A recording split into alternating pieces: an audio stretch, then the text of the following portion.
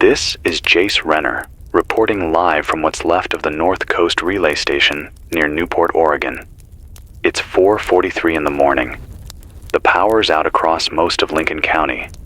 I've got the generator running on diesel fumes, and the backup battery says I've got maybe 12 hours left, give or take, unless I can find another canister in the wreckage. Drop a comment. Tell me where you're listening from and what time it is for you. It's cold. Not winter cold, but the kind of wet chill that seeps in through your clothes and just hangs in your lungs. I keep having to wipe the condensation off the inside of the studio window, but there's not much point. There's nothing to see but a wall of black. The power lines outside are gone. The warning sirens haven't sounded in hours. I'm not sure if that means the threat passed, or if there's just no one left to flip the switch. If you can still hear this, if you've still got a working shortwave, I'm broadcasting on 760 kilohertz AM, emergency band. I'm not rotating frequencies yet. Too risky. If I lose this signal, I don't think I'll get it back. I don't know how much you've heard or seen, but something hit the coast. Not a wave, a wall. That's what it looked like from here. I was watching through the station tower when it came in, around 11:15 p.m. last night. No warning, just stillness. The tide went out so far I could see the old shipwreck on Crescent Beach, and then the wind died, and then the sky turned that weird shade of green, like a bruise. Then the wave hit. I'm trying not to get ahead of myself. I keep telling myself this is just a flood, just a really, really bad one. But that's not true, is it? Because this isn't just water. It's everything that was underneath it. I haven't been able to reach Portland, Eugene, Salem. Nothing on the repeaters. And it's not just the coast. Some of you calling in last night said it's not just Oregon either. I've got scratchy signals coming in from Northern California. Pieces of voices. Something about Crescent City being underwater. I think someone said Redding was burning. That doesn't even make sense. And someone in Vancouver, Washington, not BC, said they saw the Willamette River reverse direction. I don't even know how that's possible. If you're hearing this, I need you to write in. Use the band. Repeat the message every 10 minutes. Say where you are, how many with you, what you're seeing. Keep it short. I'll read as many as I can before the battery gives out. I'll try to back up and explain what I know. I was on the air last night when the no-A feeds cut out. I thought it was a glitch. Happens all the time when the storm season picks up. Then the internet dropped. Then my cell. Then the power flickered twice, just long enough for the UPS to kick on. And then boom. Everything went black. I've got a guy named Will who helps out here sometimes, night shifts mostly. He was driving in from Waldport when the first rumble hit. He called me, screaming into the phone, saying the bridge was swaying like it was made of paper. Then the line cut. I haven't heard from him since. I waited 30 minutes, checked every emergency channel. NOAA, Cal OES, FEMA. Nothing. Static. Then the alarms kicked in, delayed, all at once, like they'd been held back. Tsunami sirens, evacuation signals. But by the time they went off, it was already too late. The water came in fast. Not like the movies. Not one big crash, and then silence. This was slower, taller. It swallowed the shore and just kept going. I watched it pick up trucks on Highway 101 and float them like bath toys. I saw entire rows of houses in Agate Beach lift off their foundations and drift backward, roofs twisting like they were peeling away from the earth. I think the scariest part wasn't the wave. It was what came after. No birds, no frogs, no traffic, just the sound of water everywhere, filling basements, backyards, supermarkets, and then fire. I don't know what caused it. Maybe a substation, maybe gas lines, but down by the harbor, something exploded. And then the glow just kept spreading. I've seen a few people come up the hill since then, some on foot. One guy pushing a shopping cart full of batteries and dog food. A woman in a life vest holding a soaked photo album like it was a baby. They didn't stop, just kept walking north. I don't know where they think they're going. I don't blame them. I don't want to sound like I've got it all figured out. I don't. I'm still trying to wrap my head around what this actually is. But last week, 3 days ago actually, a friend of mine, Maddie, sent me a weird message. She's a geologist at Oregon State. Used to do research on deep-sea fault lines. She said the sensors off the Juan de Fuca Ridge were acting weird. Real weird. Pressure fluctuations that didn't make sense, like the crust was breathing. Her words, not mine. Then she said they'd lost 2 probes. Gone. As in, vanished. No signals. No wreckage. Just gone. She thought maybe a collapse, or a vent opening. She was supposed to call me again Monday night. Never did. There's a theory floating around. I've picked it up twice now on relay from a ham operator near Roseburg, that this wasn't just an earthquake-triggered wave, that something else destabilized the seabed. I'm not saying I buy it, but there's chatter. Something about a slippage event. Maybe a partial collapse of the Cascadia subduction zone. Not the usual jolt. Something different. Something deep. They say the water got sucked downward before the surge, not pushed, and there was no quake on the USGS feed. No seismic alert. Just pressure. Then nothing. Then a wave. I've been watching the ridgeline to the east. There's a red glow there now. I don't know if it's from fires or something else. I keep thinking it looks like dawn, but it's too early for that. And it doesn't move. Hold on. Okay, just saw a flare. Someone's out on the bluff behind the water tower. I'll try to hail them after this segment. I want to read something I caught on the emergency band about 20 minutes ago. Came in garbled, but I replayed it a few times. Voice said, "This is Captain Eliza Chen, U.S. Coast Guard, out of Station Humboldt Bay. If anyone is receiving this, the surge has overrun Northern California. Shoreline is gone. Repeating, shoreline is gone. We attempted aerial survey. No response from Crescent City, Arcata, or Trinidad. Coastal highway is submerged. Inland damage suggests secondary collapse zones. We're falling back to Mount Shasta with whoever's left. God help us." That was it. I tried to respond. Nothing came back. I don't even know if she was still alive when it aired. If any of you out there are still above sea level, keep your radios dry. Use aluminum foil if you have to. Wrap your batteries. Signal skips are getting worse the longer the grid stays down. I'll stay on this frequency as long as I can. I'm going to conserve fuel after this hour. Maybe power down for a bit. Charge the handheld. If you're near Newport and can reach this station, it's the old No AA relay just east of Yaquina Head. I've got heat, water, and a shortwave array. For now. I'm Jace Renner, and I'll keep talking as long as there's someone to listen. More soon. I'm back. It's 5:42 a.m. The generator's coughing, but still going.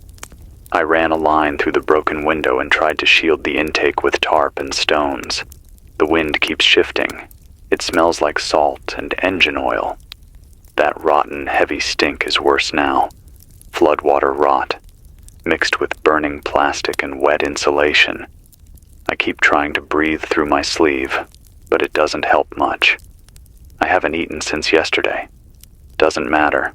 Food doesn't taste like anything right now. walked behind the station to dump a can of rainwater into the filter barrel. Saw movement by the ridge again. Something stumbling. Might have been a deer or a person. Too far to tell. I called out but didn't chase it. I don't chase anything anymore. Not since I saw what came out of the highway tunnel yesterday. Some of you called it in too. Said the same thing. People walking funny. Like their bones didn't remember how to move. Covered in mud, dragging backpacks that weren't theirs. One woman said she saw a man chewing on a seatbelt like it was beef jerky. And the really weird part? No shoes. Like the waves stripped everything human off them but left just enough to walk. I don't know. I don't know what to think. Maybe they're in shock. Maybe I'm in shock. Maybe we all are. There's something else. Something I've been holding off saying because I thought it was just me. But too many others have mentioned it now. People are disappearing. Not dying. Not drowning. Just gone. A guy from Lincoln City said his neighbor's whole family vanished. No wreckage. No sign of them leaving. Their truck still parked in the driveway. House untouched. But the crib was empty. Front door unlocked. Dinner on the table. Just no one home. A woman in Otis said she heard a knock on her door at midnight. Said it sounded normal, rhythmic, like someone wanted to be let in. She opened it. Nobody there. But the sound kept going, kept knocking. On the walls, on the ceiling. Then the radio cut out. She didn't call back. I'm not trying to scare anyone, but we need to start writing this down. We need to keep track.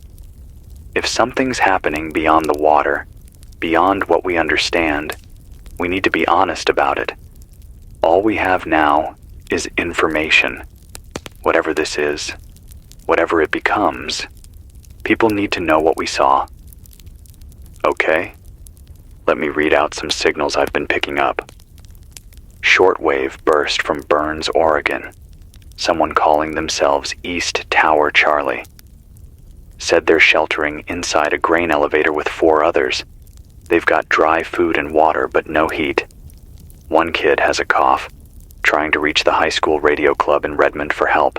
If you're in that region, relay the message. East Tower Charlie. Grain elevator northeast of town, near the abandoned train junction. They've got a flare gun. I repeat, flare gun only, no firearm. If you go looking, don't shoot. Another weak signal came from a woman named Jules, maybe late 20s, judging by the voice. Said she was transmitting from a sailboat off the coast, somewhere near Astoria, but farther out. Maybe 12 miles. Said the land's gone, but the sea is calm now.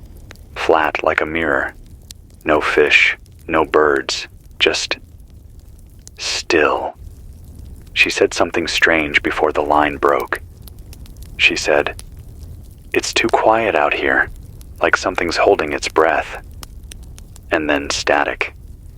Jules, if you hear this, ping the frequency again at the top of the hour. I'll stay tuned. If your boat's solar, you might have longer range than the rest of us. One more. A recorded loop from someone in Olympia. Male voice, maybe 30s. Says, "We are okay. We are okay. We are at the school. Please bring batteries. Please bring inhaler. We are okay." Repeats every 60 seconds. I've heard it maybe 10 times now. Each time the signal's weaker. If you're north of Portland, keep an ear out. That message is someone's entire world right now. As for here, I'm still alone.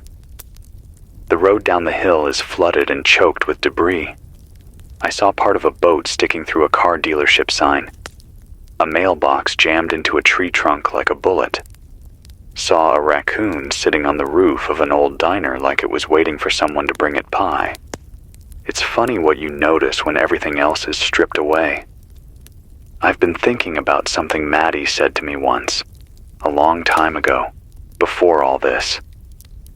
We were drinking burnt coffee on the steps outside her office, and she said, "You know what scares me the most about the ocean? It doesn't care. It doesn't even know we're here." I think she was right. This wave didn't hit us because it was angry. It hit us because it could. And we were just in the way. But we're still here. Still breathing. Still putting one word after another. I want you to do something if you can. If you've got a notebook, a marker, even just charcoal and a piece of wood, write your name. Write the names of everyone who's still with you. Tape it to the door. Hang it from a tree. Leave it by the side of the road.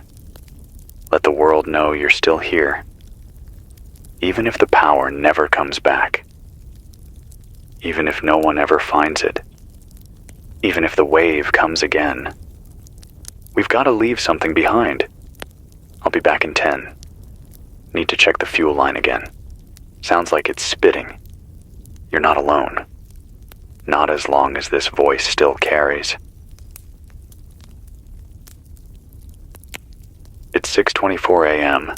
I don't know how many people are still tuned in. Maybe none. Maybe 100. Could be just one voice floating out into an empty world. Doesn't really matter, does it? Talking into the dark is still better than silence. It means I'm still here. Means you might be too. I think I've stopped expecting answers. The signal repeaters are shot. The broadband's been gone since the first surge hit. I haven't heard a single verified broadcast from FEMA. Not one. That's not just a delay. That's abandonment. I tried flipping through the weather bands again just now. One of them, 162.475 megahertz, keeps repeating the same phrase over and over. No voice. Just digital noise, like a printer screaming. And then a mechanical voice. This message will repeat every 15 minutes. Take immediate vertical refuge. Then it clicks off. No origin listed. No agency stamp. Just that same voice on loop. Vertical refuge. What does that even mean? It's not a real term. It's not in the FEMA codes. Not in NOAA protocols. It sounds like something made up in a panic. But that's what this is now. Panic with structure. The wave is still moving. That's the part I keep forgetting to mention. This wasn't a one-time hit. It wasn't a crash. Then calm. It's been hours, and water's still pouring inland. Like a dam broke under the continent, and the Pacific's trying to eat its way east. One caller from Springfield said the Willamette overflowed its banks around 2 a.m. Another guy near Medford said the Rogue River reversed. Upstream. Said there's salt in the farmland now, and someone in Albany said it's raining fish. Not a joke. Little silver things slapping onto the roofs and windshields, still twitching. Saltwater fish, where there shouldn't be any. I'm not a scientist. I'm just a guy with a mic, some batteries, and a map of Oregon taped to the wall. But I can tell you this. Whatever's happening, it isn't done yet. I haven't slept. Probably obvious by now. My voice is starting to get that edge to it. I sound like I've been chewing gravel. My fingers are cold and my wrists ache from turning the crank radio every 15 minutes. But I can't stop. Every time I hear a voice, it's like breathing fresh air. Even if it's a child crying. Even if it's someone calling for help with no reply. It means there's still life out there, and that matters more than anything. A few more updates from the feed. Message scratched out from someone named Rico in Klamath Falls. Said he's holed up in the basement of a high school with 10 others. Has a working solar rig and an antenna kit they salvaged from the science lab. They've got food for 3 days and a hand-pumped well, but the water's turning brackish. Said they saw a flash in the sky around 3 a.m. Red, not white. Said it didn't streak like a meteor. It just blinked on, held, then vanished. Another one. handwritten and read aloud by someone's kid, maybe 9 or 10, came in from a hilltop shelter outside Eugene. Girl said, "My name is Kira. My mom says the phones don't work, but the sky does. We have goats. We still have cheese. Daddy went into the water and didn't come back. We love you, Daddy." I had to stop the recording. Couldn't listen to it again. I wish I could answer all of them. Wish I could just give a direction, a safe zone, a place to go. But I can't. I don't even know how far this has reached. Some of you are still asking if this is just the Pacific Northwest. I don't think so. I picked up a weather buoy relay from off the Baja coast about an hour ago. It was spitting out GPS coordinates that make no sense. Something about a trench uplift, like the seafloor rose 80 meters in under 20 minutes. If that's true, it's not just us. It's the whole plate. Maybe farther. I got a call just before the signal dropped from someone who said they were in Anchorage. Said the inlet's dry. I asked him to repeat it. He said, "All the water's gone." Like it got sucked into the bay and never came back. He said the boats are sitting in mud like dead birds. And then he said, "But I think I can still hear the tide. I think it's underneath me." And then silence. I don't know what that means. I don't want to guess.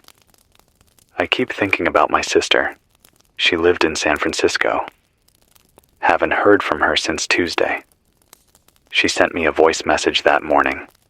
Said she was heading to work, traffic was bad, someone was yelling on the bridge again. The usual. I never responded.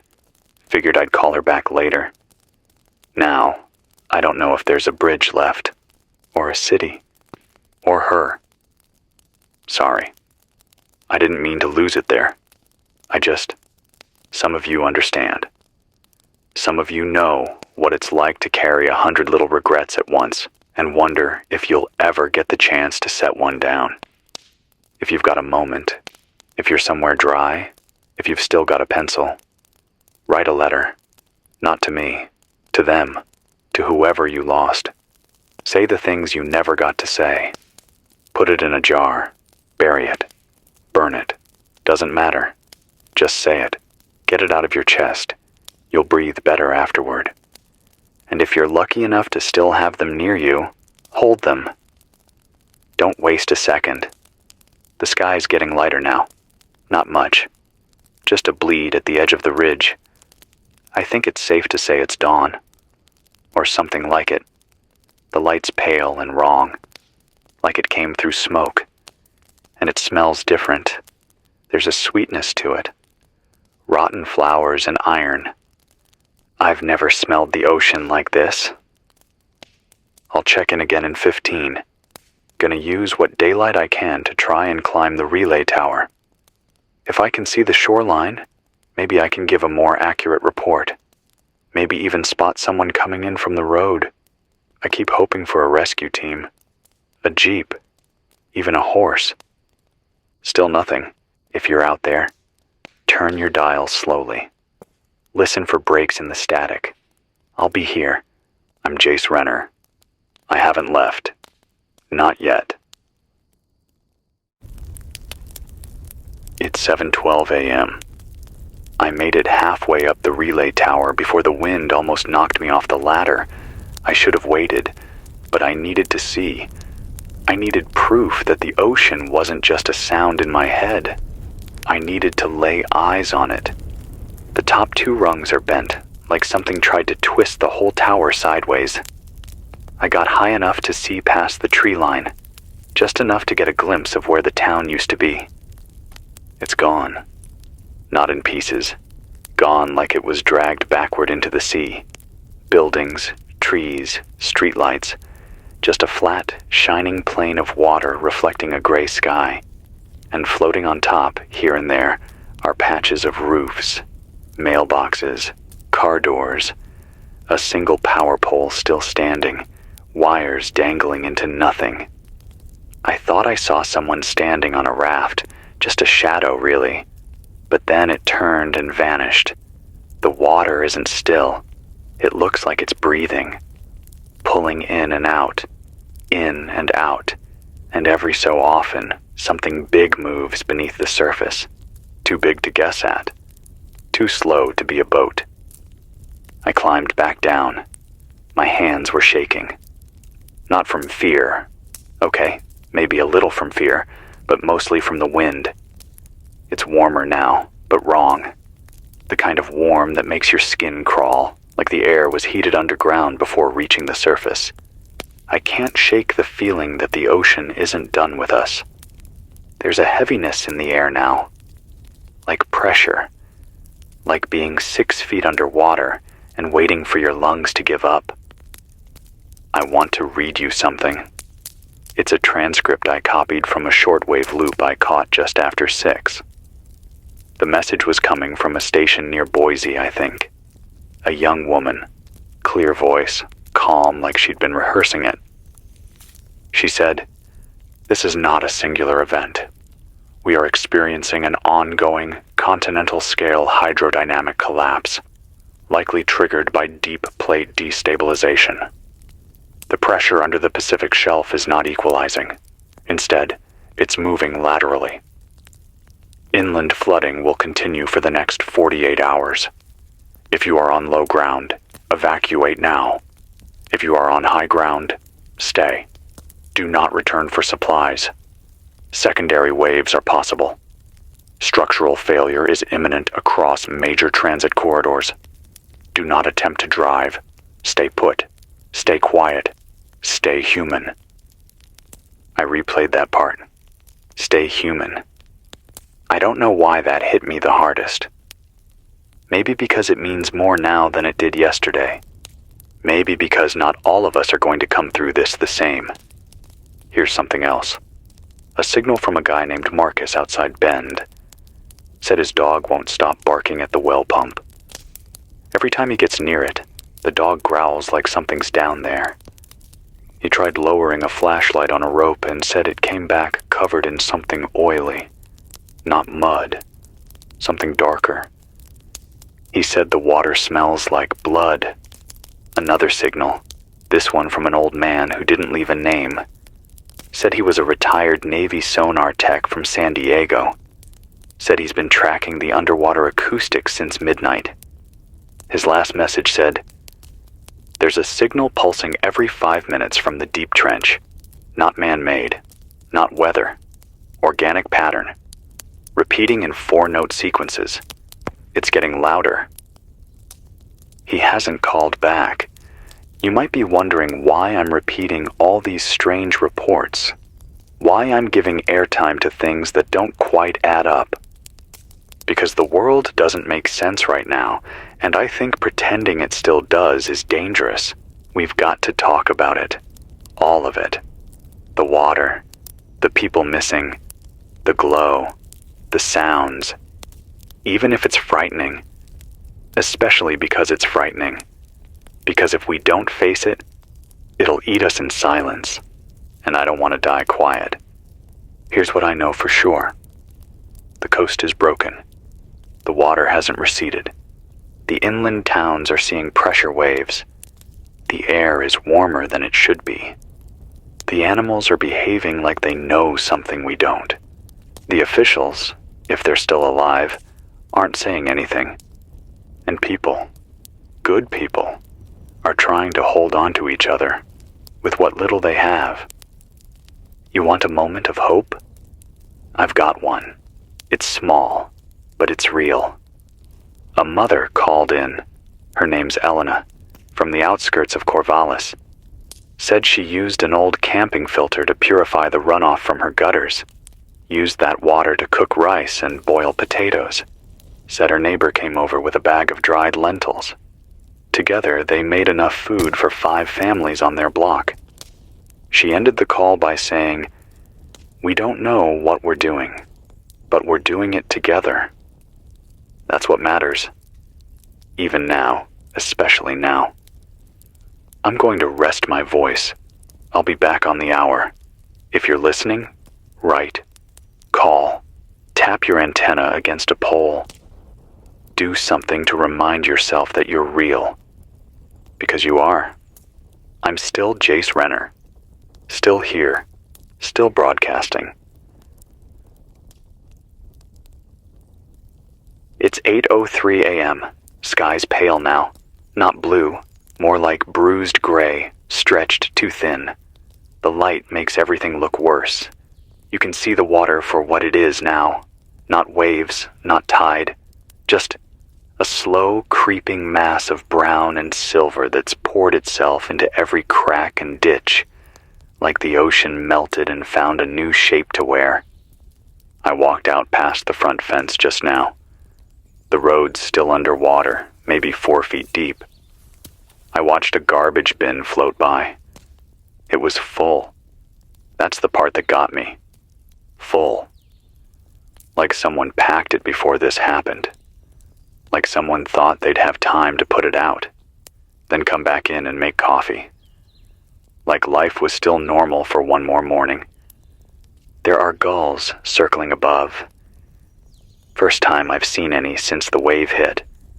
But they're not acting right. They're circling, yeah, but they won't land.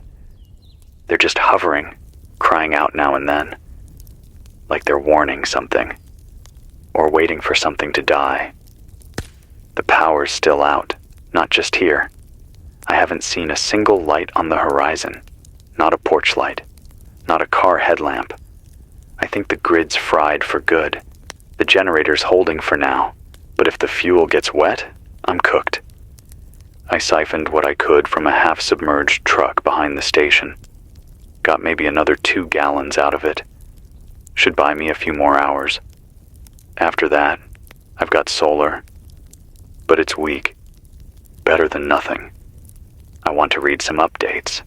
These came in through patchy bursts. I'm writing them down on scrap printer paper and taping them to the wall. 1 page per voice. I don't want to forget them.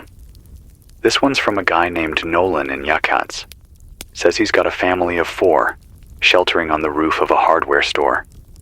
They've got food, canned beans mostly, and a propane burner. Says the floodwaters came up fast around 1 a.m. and didn't stop until they were almost chest deep in the stairwell. He said something weird too. Said they've seen the same red canoe float by 3 times. Empty. No paddle. Always drifting from the same direction. Like it's on a loop. Another call came from someone named Denise, north of Florence. Said she woke up to her dog growling, then noticed the fridge had moved 3 feet across the kitchen floor. Not slid. Moved. Like it had been picked up and set down again. Her backyard is now part of a bay. She said the water hasn't moved for 2 hours. Not up, not down. Just still. Glass surface still. She said she started hearing things at night. Like wind, but deeper. Below hearing almost. More like a feeling in her teeth. Said it comes from the water. From under the water. I don't know how to respond to that. I really don't. A shortwave relay picked up a man broadcasting from a church bell tower in Salem. Says the cathedral's the highest point left downtown. They've taken in 27 people, families mostly. No heat, no food. But they've got dry hymnals for fire and old pews for beds.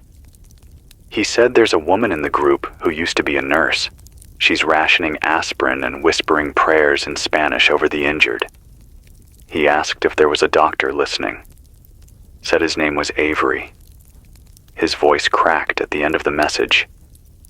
Just said, "Please don't forget us." We haven't, Avery. Not here. I've got your name on the wall. We keep adding names. I've stopped trying to fix the tower antenna.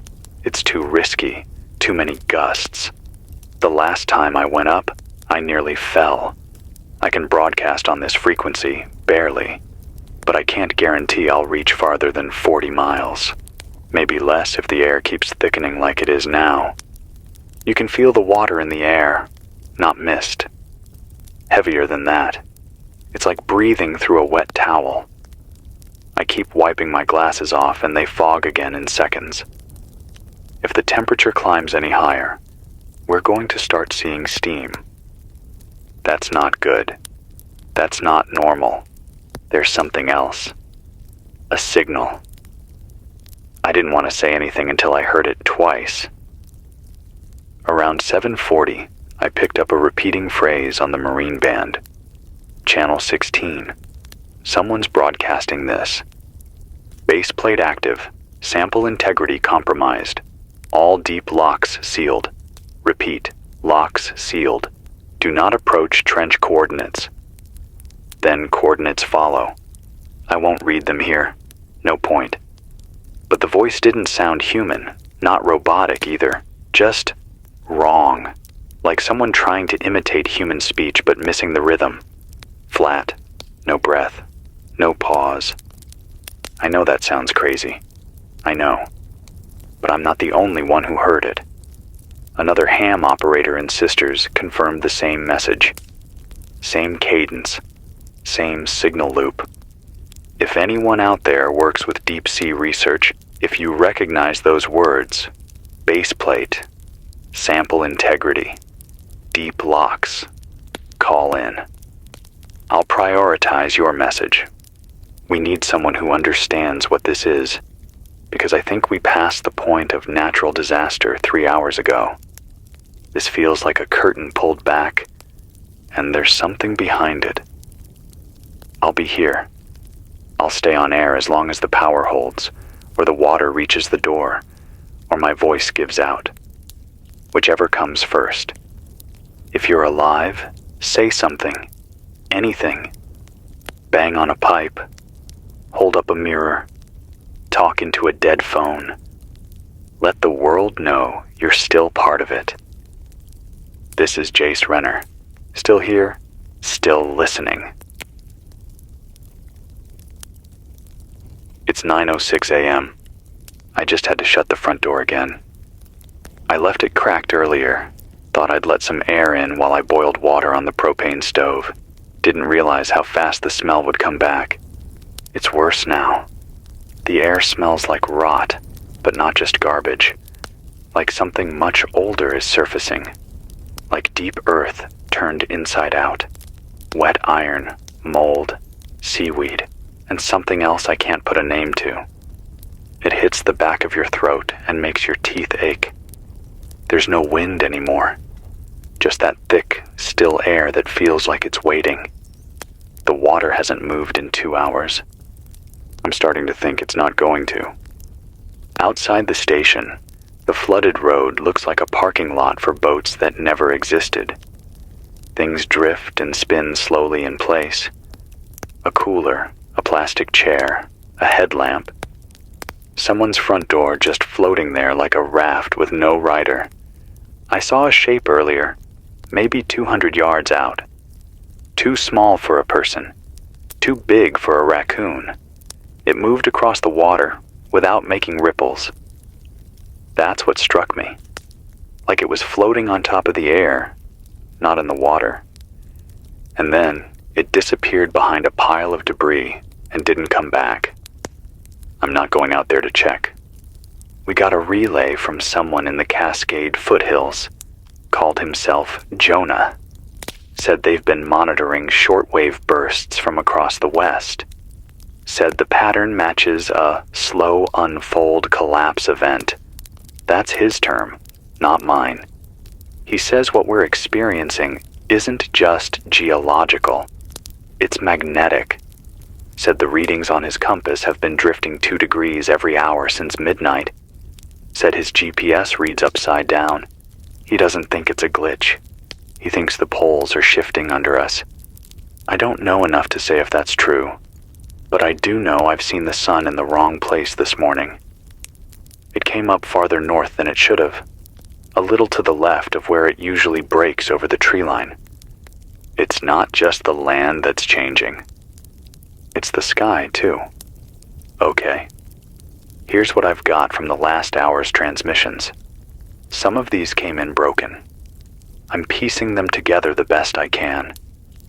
A woman named Deb in Astoria, or what's left of it, said she climbed to the top floor of an old cannery building and found a handful of strangers already there. Said they were silent, just standing at the windows, watching the water. One man was writing names in chalk on the wall. Names of ships. Deb said she asked if he was okay. He said, "I'm just writing down the ones that won't come back." Then he sat down and didn't speak again. Another voice came from inland, just outside Redmond. A young man, maybe college-aged, said his name was Eli. He's holed up in a fire watch tower with 3 friends. They've got food and radio, but one of them cut her leg on barbed wire yesterday and it's starting to swell. He asked if anyone had antibiotics, said he doesn't care if they're expired, just something to stop the infection. Eli, if you're listening, boil what you can. Clean the wound with salt if there's nothing else. Don't let it close up too fast. Infection will trap underneath. Keep her warm. Keep her calm. And if you've got garlic, mash it into a paste and cover the wound. It's not perfect, but it's something. I'm not a medic, but I've seen things. Field injuries. Infection takes people faster than hunger does. One more. This came through weak but clear, from a woman named Trina. She said she's in a lighthouse. Didn't say which one. Could be Yaquina Head, but maybe farther south. She said the light is still working, solar-powered, and she's been signaling with it every 30 seconds. Here's the part that matters. She said, I started seeing responses. Blinks, short bursts, not from boats, from hills. And then she said, I don't think it's Morse. Then she stopped. I called back out on her frequency. Nothing came through. If anyone knows Trina, or if you're near a lighthouse and see the beam pulsing, count the flashes. Write them down. Send them here. I'll try to interpret anything you find. You'd be surprised what people can say without ever speaking. The power levels are holding. For now. The solar charger finally caught enough light to give me a boost, so I've rerouted the feed through the main console. It's weak, but better than nothing. I've also started rationing my broadcast time. 10 minutes on, 20 minutes off. Just enough to preserve what little juice I've got. Some of you asked earlier if I've had contact with anyone face-to-face since the wave hit. Short answer, no. Long answer, I've seen people. 2, maybe 3. The first was a man walking along the ridge behind the station. He didn't wave, didn't stop, just walked, holding something wrapped in a towel. The second was a woman in a soaked hoodie, dragging a garden hose behind her like a leash. I tried calling out to her. She turned once, looked at me, then kept going. Her face was blank, not scared, not angry, just hollow. The third might have been a child, or a mannequin.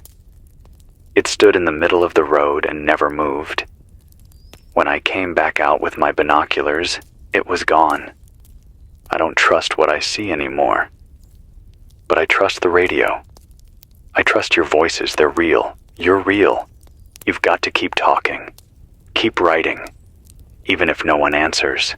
Even if the sky turns upside down and the ground starts whispering your name. Keep talking.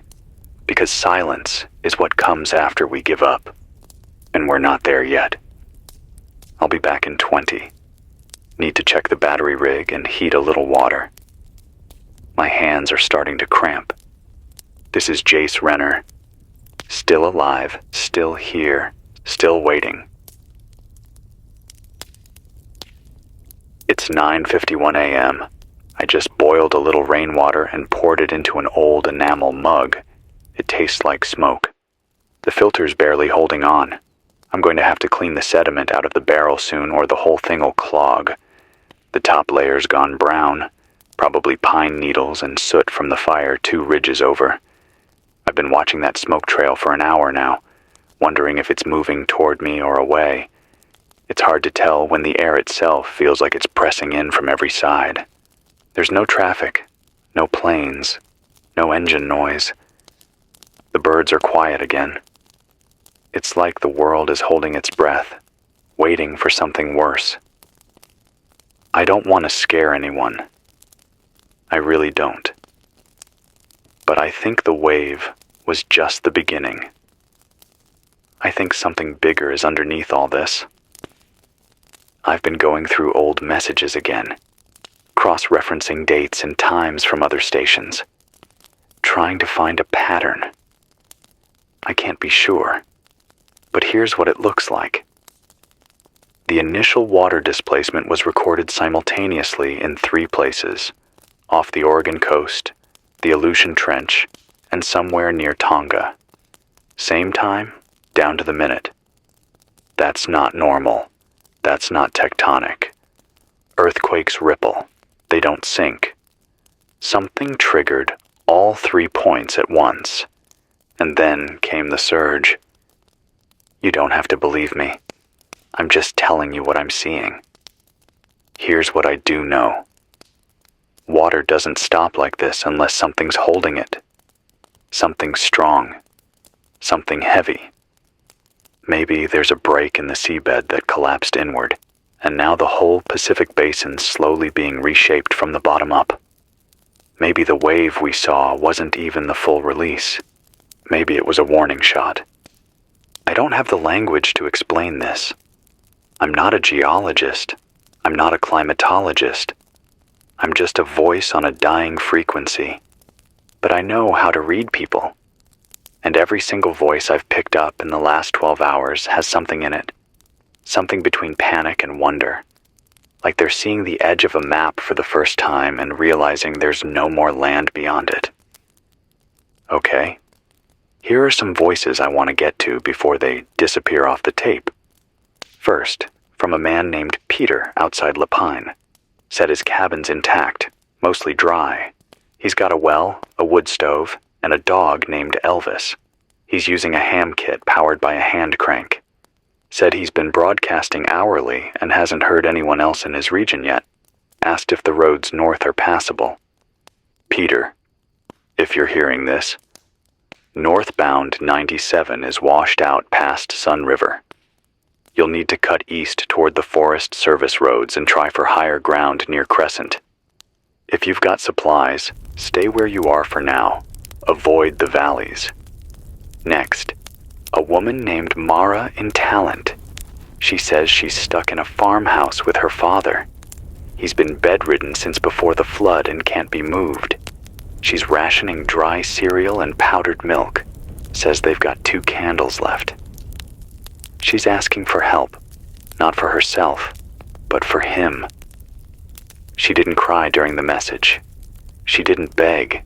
She just said, "Please, if anyone passes through, bring heat.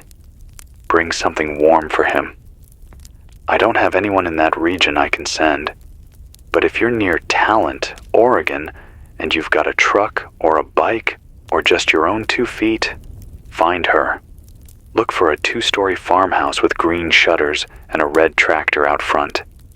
That's all she gave. That's all she had. Another. A static burst from Mount Angel Abbey. Voice said they've turned the monastery into a safe zone. Old stone walls, solar power, deep cellars. They're taking in as many people as they can. Said they've got a brother who used to work as a paramedic. Said they've repurposed the chapel into an infirmary.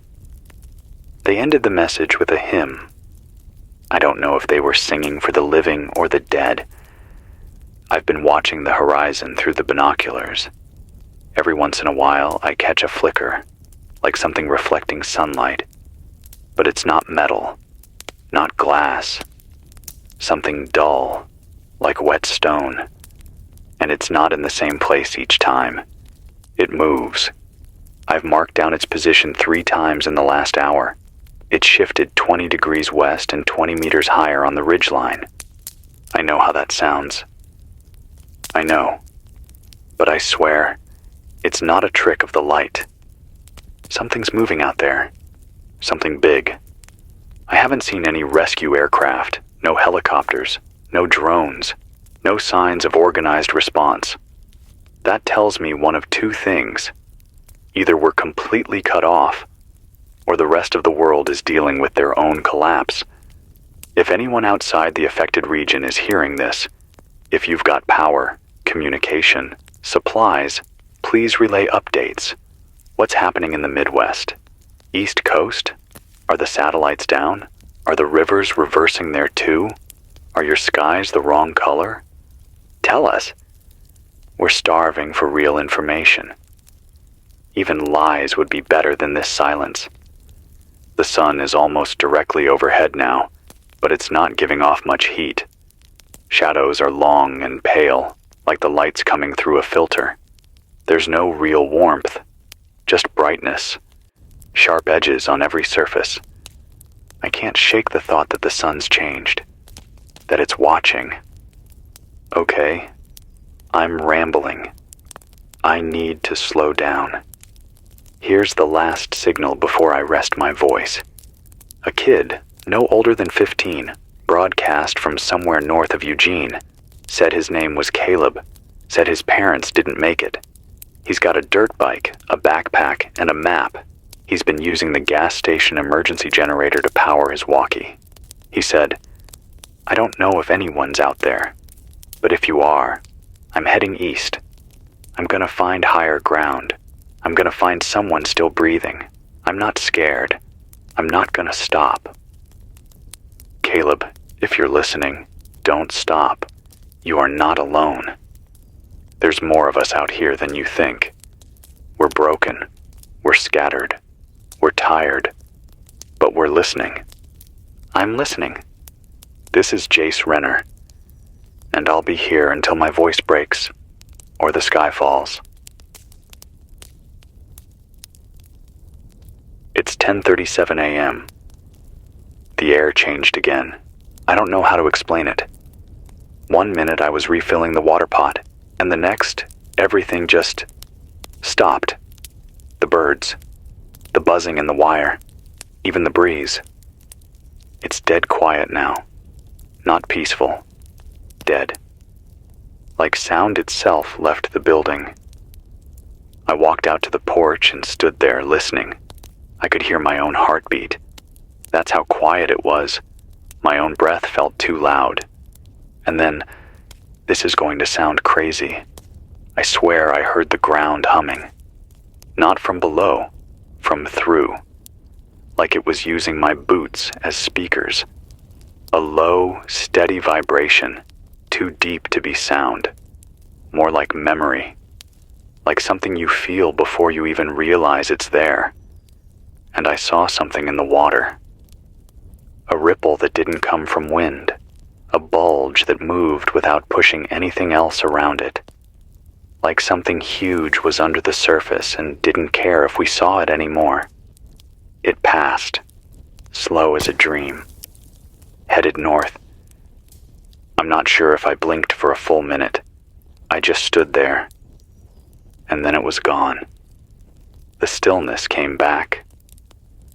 There's no more hiding from this.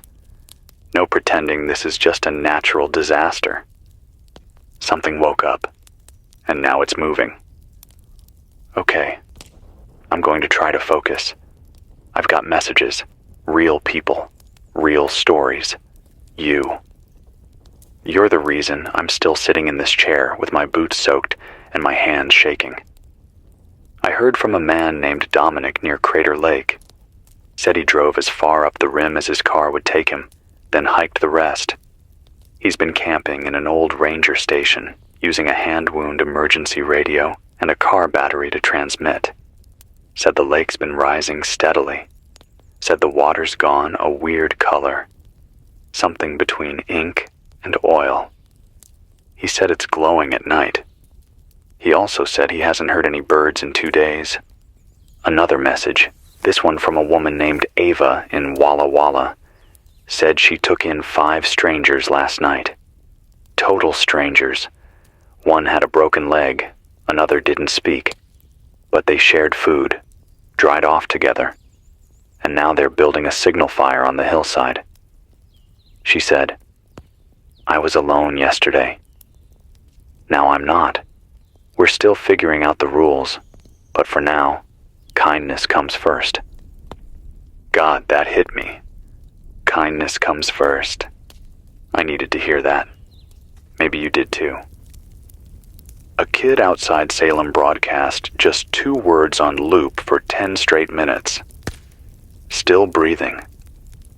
Then static. Sometimes that's all you need to say. I want to tell you something personal. Something I haven't said out loud since this started. My dad used to tell me stories about the old days, about the Cold War, about fallout drills and canned peaches, and how the air used to smell different before everyone stopped trusting each other. He said when he was a kid, he thought the world would end with a flash, not a wave. He said when it finally came, he hoped it'd be quick. And I remember laughing, not because it was funny, but because it felt so far away, so impossible. I wonder what he'd say now.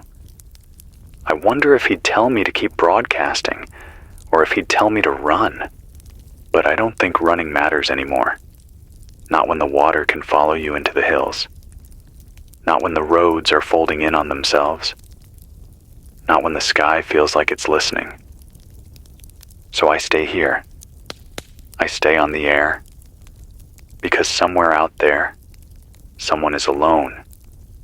And if they turn that dial and hear nothing but static, that silence will break something in them.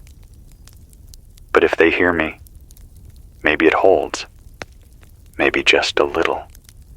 I need to tell you about a place. A signal I've picked up 3 times now. They call it the orchard. That's all they say. The messages are short. This is the orchard. We have food. We have water. We have a wall. Respond with location and condition.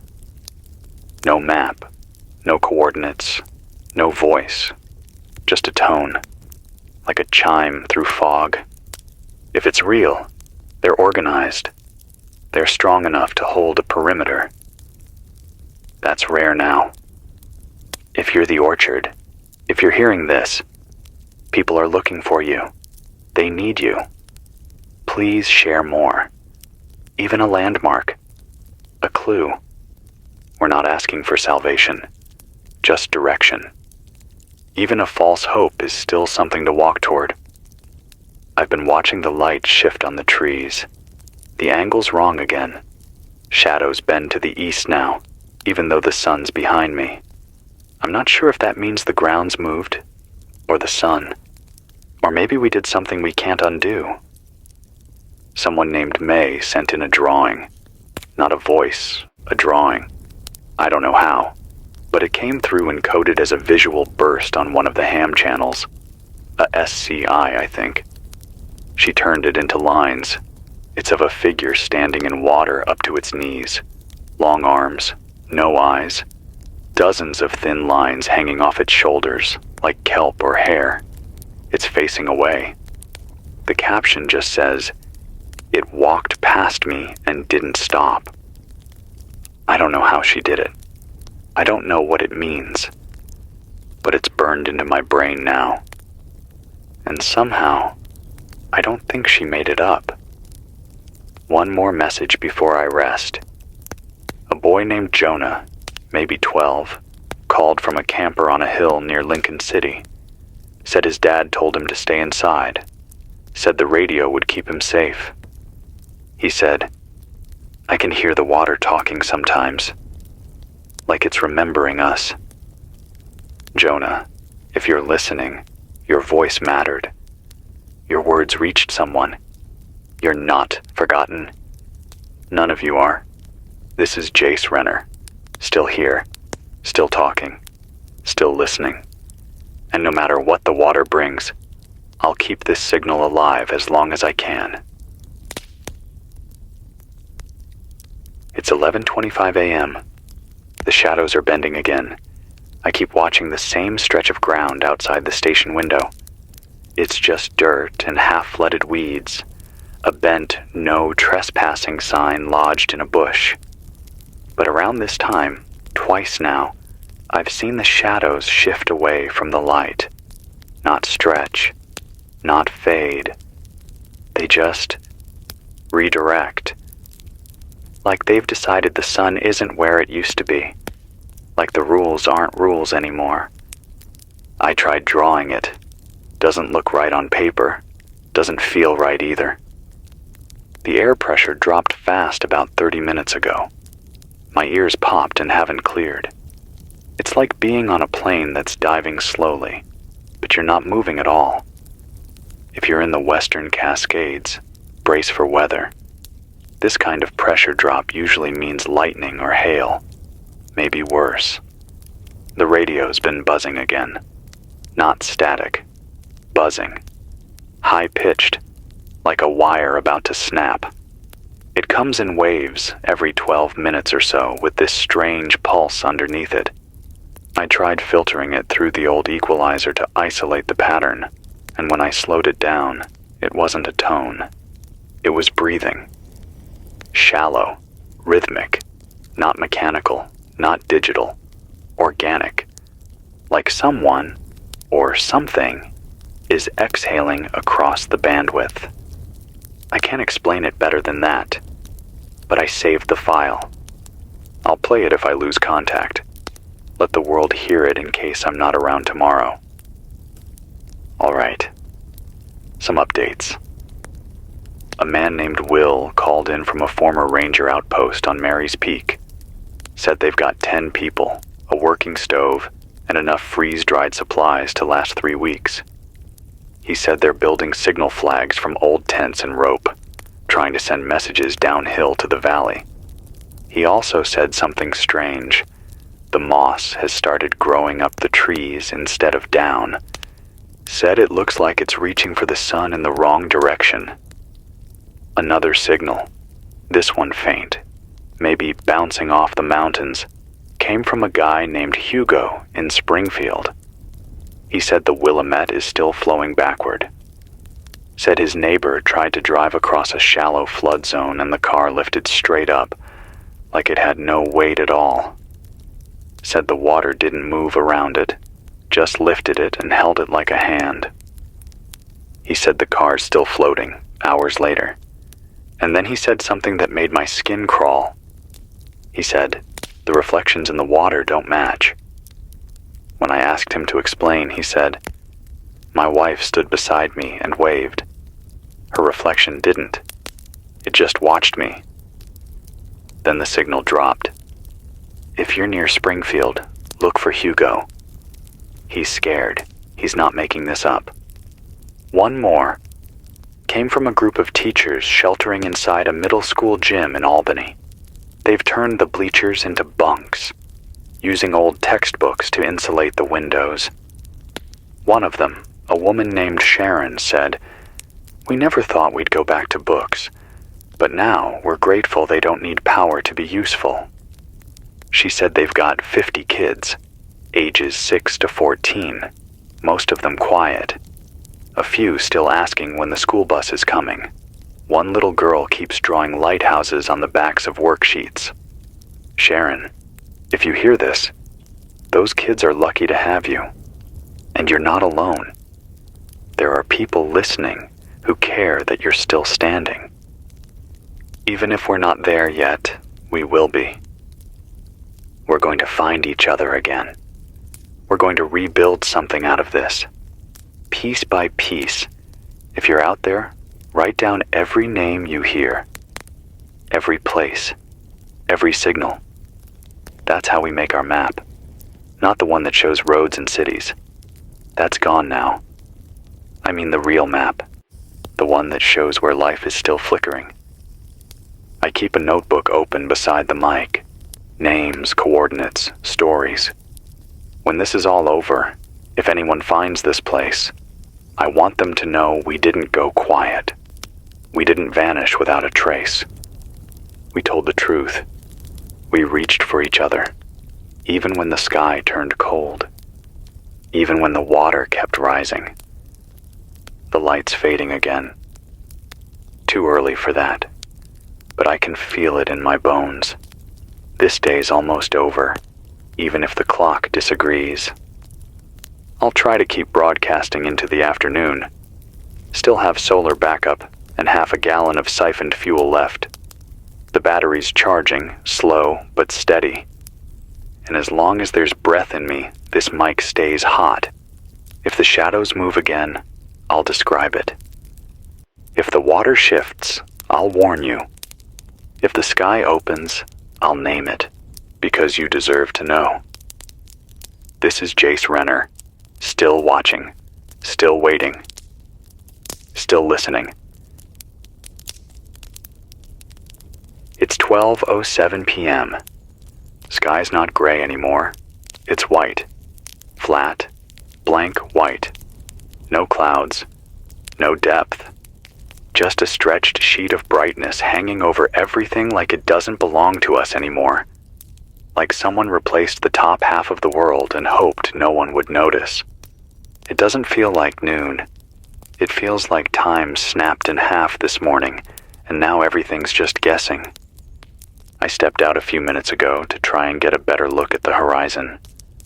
My boots made these little suction sounds in the mud. I got to the edge of the porch, leaned on the rail, and stared. I thought I'd gotten used to the water, but I hadn't. It's still there. Not higher, not lower. Still. It's covering the main road now. The stop sign down at the intersection, just the top corner of it's poking out, and there's a dresser floating past. A full one, still upright. One drawer open, a scarf hanging out, swaying just under the surface. I watched it go, slow as anything, like the world is bleeding out in reverse. And there's something else. The silence is starting to make a noise. That probably doesn't make sense, but I swear to you, when everything's this quiet for this long, your brain starts filling in the gaps. You start hearing things that might not be there. You start believing they are. I heard a radio playing faint music earlier. Just a few notes. A piano. It was coming from somewhere across the water. I thought maybe someone was trying to send a message, so I shouted. No answer. Then the music stopped, and I realized I don't own a piano, and there's no one near enough to play one. Not now. Not here. Still. I swear I heard it. Sometimes the mind holds on to what it used to know, just to stay upright. Okay. Messages. A woman named Della sent a shortwave signal from what used to be Junction City. She said she's been collecting survivors at a shipping depot. Wide doors, metal roof, elevated loading bays that stayed dry during the flood. She says they're running out of antibiotics and clean socks. But they've got rice. And they've got fire.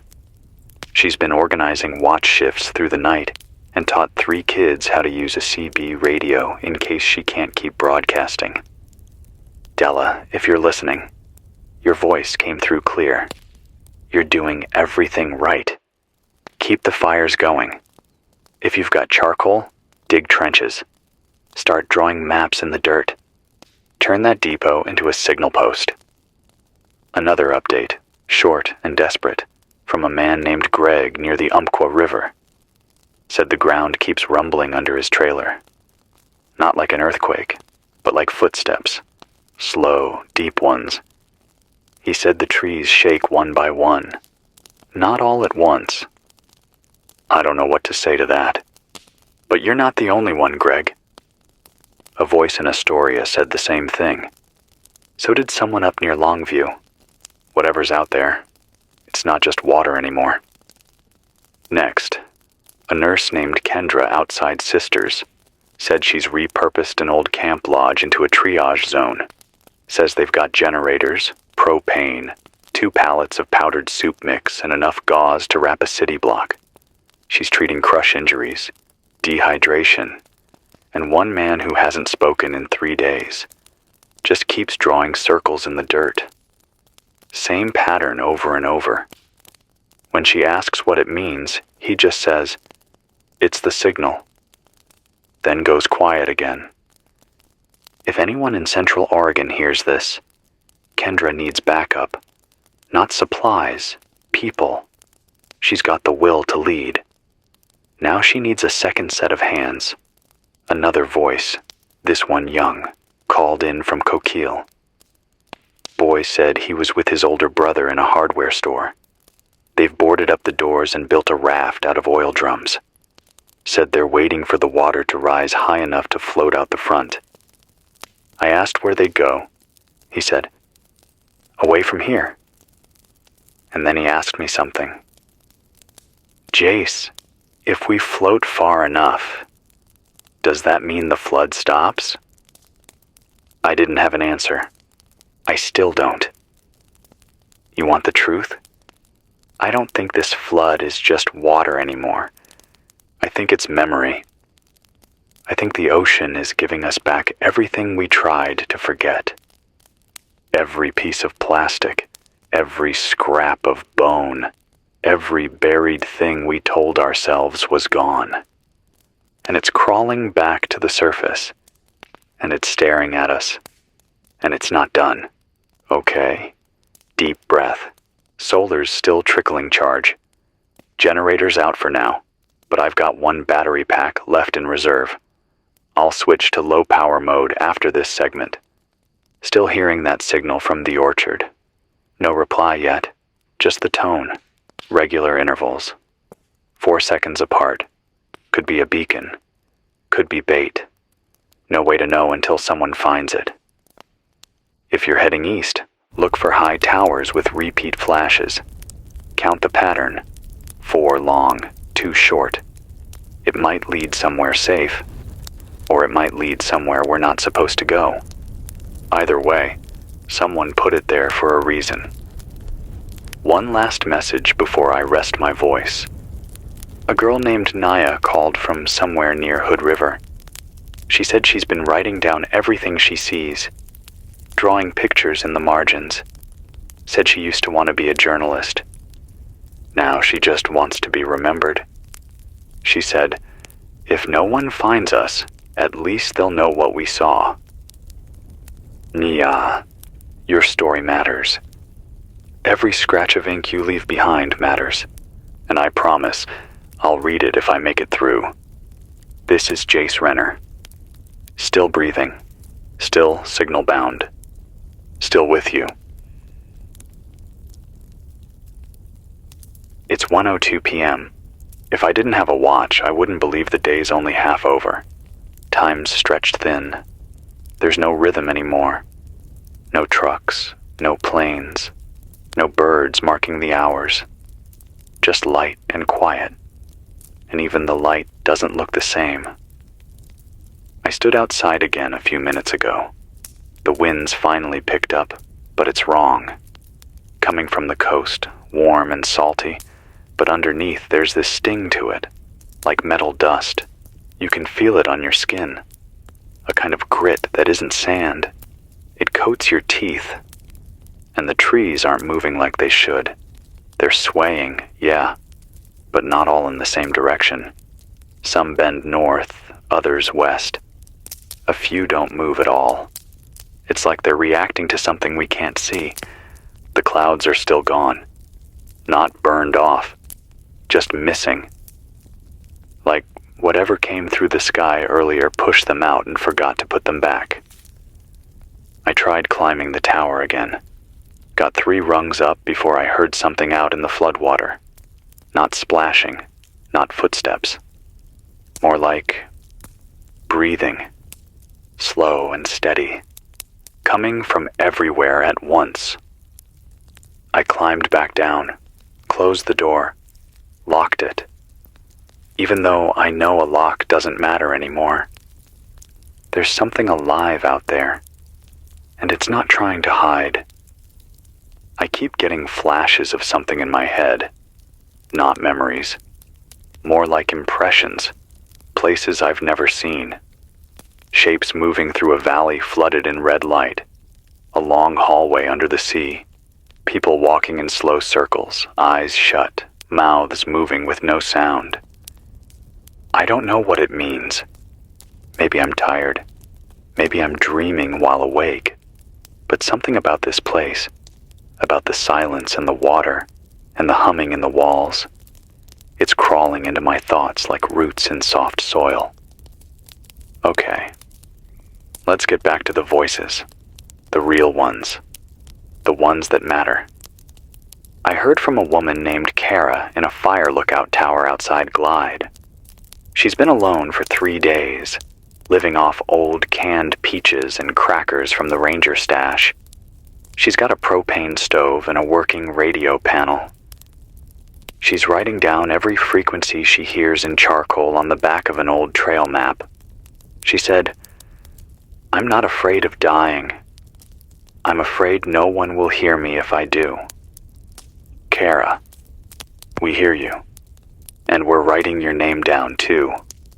Next, a voice from Crescent City, a man named Julio. He said he survived by crawling through a hotel laundry chute while the wave tore the building apart. Said he came out in a parking lot covered in shattered glass and seaweed. He hasn't seen another person since midnight. He ended his message by asking, "Was it just us?" No, Julio, it wasn't. But I get the feeling. Sometimes it feels like I'm the only person left making noise. But then the signals come in, one by one, and the quiet breaks just long enough to remind me this isn't over. Another call, quiet, scared, came from someone hiding in a basement in McMinnville. Said their name was Sal. Said they've got 2 cats, a flashlight, and a wind-up radio. Said they're hearing tapping sounds on the pipes beneath the house, like someone's knocking from below. I asked them to knock back. They did. The sound stopped, and then came again, louder. "Sal, if you're still there, try to get out. Try to move toward higher ground. I don't know what's under the water, but I don't think it's safe to be in basements anymore. We've had more reports now of voices coming from places they shouldn't. Not radios, not phones. From behind walls, from under bridges. One woman swore her bathtub whispered her name. I don't know what to do with that. I really don't. But I promised you I'd keep telling the truth. So there it is. If you're still getting signal, here's what I suggest. Keep your radio close, even when you sleep. Keep dry clothes in a sealed bag. Don't drink from the tap if you're still getting flow. That's not fresh water anymore. Avoid low places. Anything below the waterline might not be loyal to gravity anymore. And if you hear knocking, don't answer. Not until you're sure it's human. I've started keeping a little notebook for things that don't make sense. Not the usual stuff. Not the flooding or the power loss. But the other things. The moments that feel wrong in the bones. Page 1 says, breathing in the static. Trees bending the wrong way. Reflections that don't match. Sunlight without heat. Voices behind walls. Familiar smells in unfamiliar places. The shape in the water that didn't float. The tapping that didn't want to stop. If you've got your own list, send it. We're piecing this together, one strange line at a time, and if there's a pattern, maybe we'll see it before it's too late. This is Jace Renner, still at the mic, still counting the breaths between transmissions, still with you. It's 1:48 p.m., the wind's back, stronger this time, the kind that rattles window frames and makes you think someone's walking on the roof. There's no rain, but the sky looks soaked. Everything outside has that silver glaze, like it's been dipped in melted glass. Shadows have doubled. Not darker, doubled. I counted 2 of my own on the wall earlier. Same angle, same posture. But one was just a half-second off, like it moved slower than me. I blinked, and it vanished. That's new. I took the batteries out of the hand crank radio, cleaned the contacts, and slapped them back in. It's holding a charge now. I've got maybe 2 or 3 more full broadcasts left at this rate, unless I find more fuel. The solar backup's doing its best, but there's barely enough light to juice the panels. I've tilted them toward where the sun should be, but nothing's biting. Feels like the sun's hiding behind its own reflection. I want to read something that came in about 30 minutes ago. Longest message I've gotten today. From someone named Henry. He said, "We were driving up from Chico. Me, my wife, our 2 boys. We heard the warnings on a scanner someone left behind in a gas station. Said the flood was moving faster than the models predicted. So we kept moving, even after the car started pulling right because of the mud. By the time we reached Redding, the road was covered. We slept in the car for a few hours. When we woke up, we saw something in the distance. Not water, just steam. A low line of it crawling across the road like a fog bank that didn't want to rise. It smelled like copper. We turned around. Now we're in a church basement, no windows, 1 lantern, no idea where we are. My wife's keeping the boys calm by telling them it's a long camping trip. But the walls are sweating, Jace. And there's a sound that comes every few minutes, like something dragging across tile." Then his voice changed. "Whatever this is, it's not just nature. We did something, or uncovered something, or called something up. Maybe it's always been here, waiting. Maybe the water's not rising at all. Maybe we're sinking." Henry, if you're listening, you're not crazy. You said what I haven't had the guts to say out loud yet. This doesn't feel like survival anymore. This feels like descent. Okay. Here's what I'm hearing from other locations. Baker City. Signal from a woman named Rima. Says she's been watching a line of birds hover in place for over an hour. Not flying, just flapping against nothing. Like they're stuck on an invisible wall. She says it started after she lost contact with her cousin in Boise. Said the last message he sent was, "Don't trust the sky." I don't know what that means. A ham relay from Coos Bay said the coastline has turned to mirror. No waves, no ripples, just reflection. A few boats are sitting in place, engines off, not drifting. One man tried to paddle. Said he couldn't get more than a few feet before the water started to resist. Not push, resist. Like it didn't want him going anywhere. Someone else in Gold Beach reported something similar. This isn't a normal flood. The water's behaving like it remembers something, like it's following rules that don't belong to us. A short note from a guy outside Burns. Says he's got a CB rig, 2 jugs of kerosene, and an old rifle. He's alone, but not scared. Said he hears voices on the wind at night, sometimes laughing, sometimes whispering his name. He said, "I used to think silence was safe. Now I think silence is watching." That's the kind of thing you write down, even if it doesn't make sense. Because it feels true.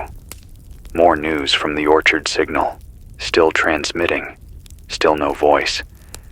But now there's a change in the tone, a slight modulation, like someone's tweaking the signal slowly over time. I ran a frequency analysis just now, and there's a repeating dip, 3 seconds long, every 2 minutes. Could be a countdown. Could be a location marker. Or could be someone trying to tune us in. If you're the Orchard, send something real. A phrase, a voice. Let us know you're not just an echo. We need you to be real, because people are starting to wonder if you ever were. Before I wrap this segment, I want to share something personal. Last night, just before dawn, I sat on the floor in the hallway and pulled out an old tape recorder. It's been dead for years, but I turned it over and found 2 AAs left inside. Still good. I hit play. The tape was blank. No music, no voice. But after 10 seconds, a faint thump came through, a heartbeat, then breathing, then my own voice. I don't remember recording it. But it said my name, and it said the words, "You were always going to stay behind." I don't know what that means. Maybe nothing, but I've started to wonder if we're hearing each other across more than distance now. Maybe this flood didn't just tear up the land. Maybe it tore the line between now and then, between here and whatever's beneath it all. I'll be back after I switch out the power cell and check the perimeter. If you're out there, write, call, breathe into the mic. You are not the only one still standing. This is Jace Renner, holding the frequency. It's 2:29 p.m. I don't know how else to say this, but the sunlight stopped casting shadows. I stepped outside to reposition the solar array, and that's when I noticed it. I was standing with the sun at my back, and there was nothing on the ground. No outline of my body, no distortion across the dirt, just light, flat, unmoving, like it forgot how to behave. I waved my hand in front of the door, back and forth. Nothing. No reaction from the world around me. It's like the sun's shining without choosing a direction. Then I heard the trees again. They're still swaying out of sync, but now it's more than that. The sound they're making. It's not wind. It's deeper, hollow, like breath in a pipe. A groaning, dragging inhale that's too slow to be natural. And beneath it, I heard something moving in the water. A kind of roll, like something coiling and uncoiling under the surface. That's new too. It's harder and harder to tell what's real. But I know the voices are. I know you are. So I'm going to keep reading what you send. First, update from a guy named Mal in Sweet Home. Said he's living in a tool shed at the back of an old logging camp. Been boiling rainwater on a metal plate and using lantern oil to signal aircraft. Except, there haven't been any aircraft. So now he signals the mountain. That's what he said. I flash the light at the mountain. I think it's flashing back. He didn't elaborate. Mal, if you're still out there, keep the signals going. Whatever you saw, someone else probably saw it too. Next message, quick but clear, from someone near Medford. Woman named Corinne says she and her sister are safe in a 2-story library. The water only made it to the 2nd step. They've got canned soup, paper towels, and 2 cats that won't stop staring at the elevator shaft. Corinne said, "The elevator hasn't moved since the power died, but the doors keep opening at night. No sound, just open." She started sleeping on the roof. If anyone's near Medford, head for the main library on Central. Knock twice, pause, then knock again. That's their code. If you're Corinne, stay sharp. Cats know things we don't. One more, from a couple near Lake Oswego. They've converted their attic into a radio room, broadcasting off an old ham rig powered by car batteries. Said they saw something last night. Not a person, not an animal, just a shape, standing on the neighbor's roof. They said it wasn't wet. That detail stuck with me. Everything else is soaked. But this figure, whatever it was bone dry. Then, around 3 a.m., It stepped backward into the dark. Not down, not off the roof, just into the shadow. I don't have a category for that. I don't think anyone does. Maybe the wave didn't just bring water. Maybe it brought the things that live beneath it. Maybe we were never supposed to drain the ocean as deep as we did. Okay, change of topic. I've been watching the old fuel gauge. Still half a gallon in reserve. I'll switch to minimal draw after this. Conserve until the next daylight cycle. Assuming we get one. The temperature's holding at 63 degrees Fahrenheit, but it feels colder. Maybe because the light's got no warmth behind it. Maybe because the wind sounds like it's thinking. I want to read a list. Names people sent me in the last few hours. People they lost. People they're hoping to find. Maybe someone out there will recognize them. Lena, from Waldport. Theo, last seen near Roseburg. Mrs. Epstein, librarian from Seaside. Eli and Marco, age 7, wearing yellow rain jackets. Mason, older man, beard, used to walk with a cane and hum, "Take me home, country roads."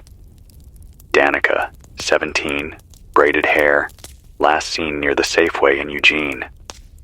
Carmen, Roger, a baby with a sock monkey named Boo. If you know any of them, if you've seen them, call in. Let us connect you. Even if they're gone, sometimes just hearing their name again helps people stay upright. One woman from Vancouver said, "Every day I don't hear my sister's name. It's like she never existed. Please just say it." So I said it. Her name was Tara. Tara, if you're out there, your sister misses you. I'm going to start keeping a wall of names. I'll read them out when I can. No need for backstory. No explanation. Just names. That's enough now. A man named Saul left this message, and I can't stop thinking about it. He said, "The world's not ending. It's being rewritten, but the new version forgot we were here." That's it. Just that.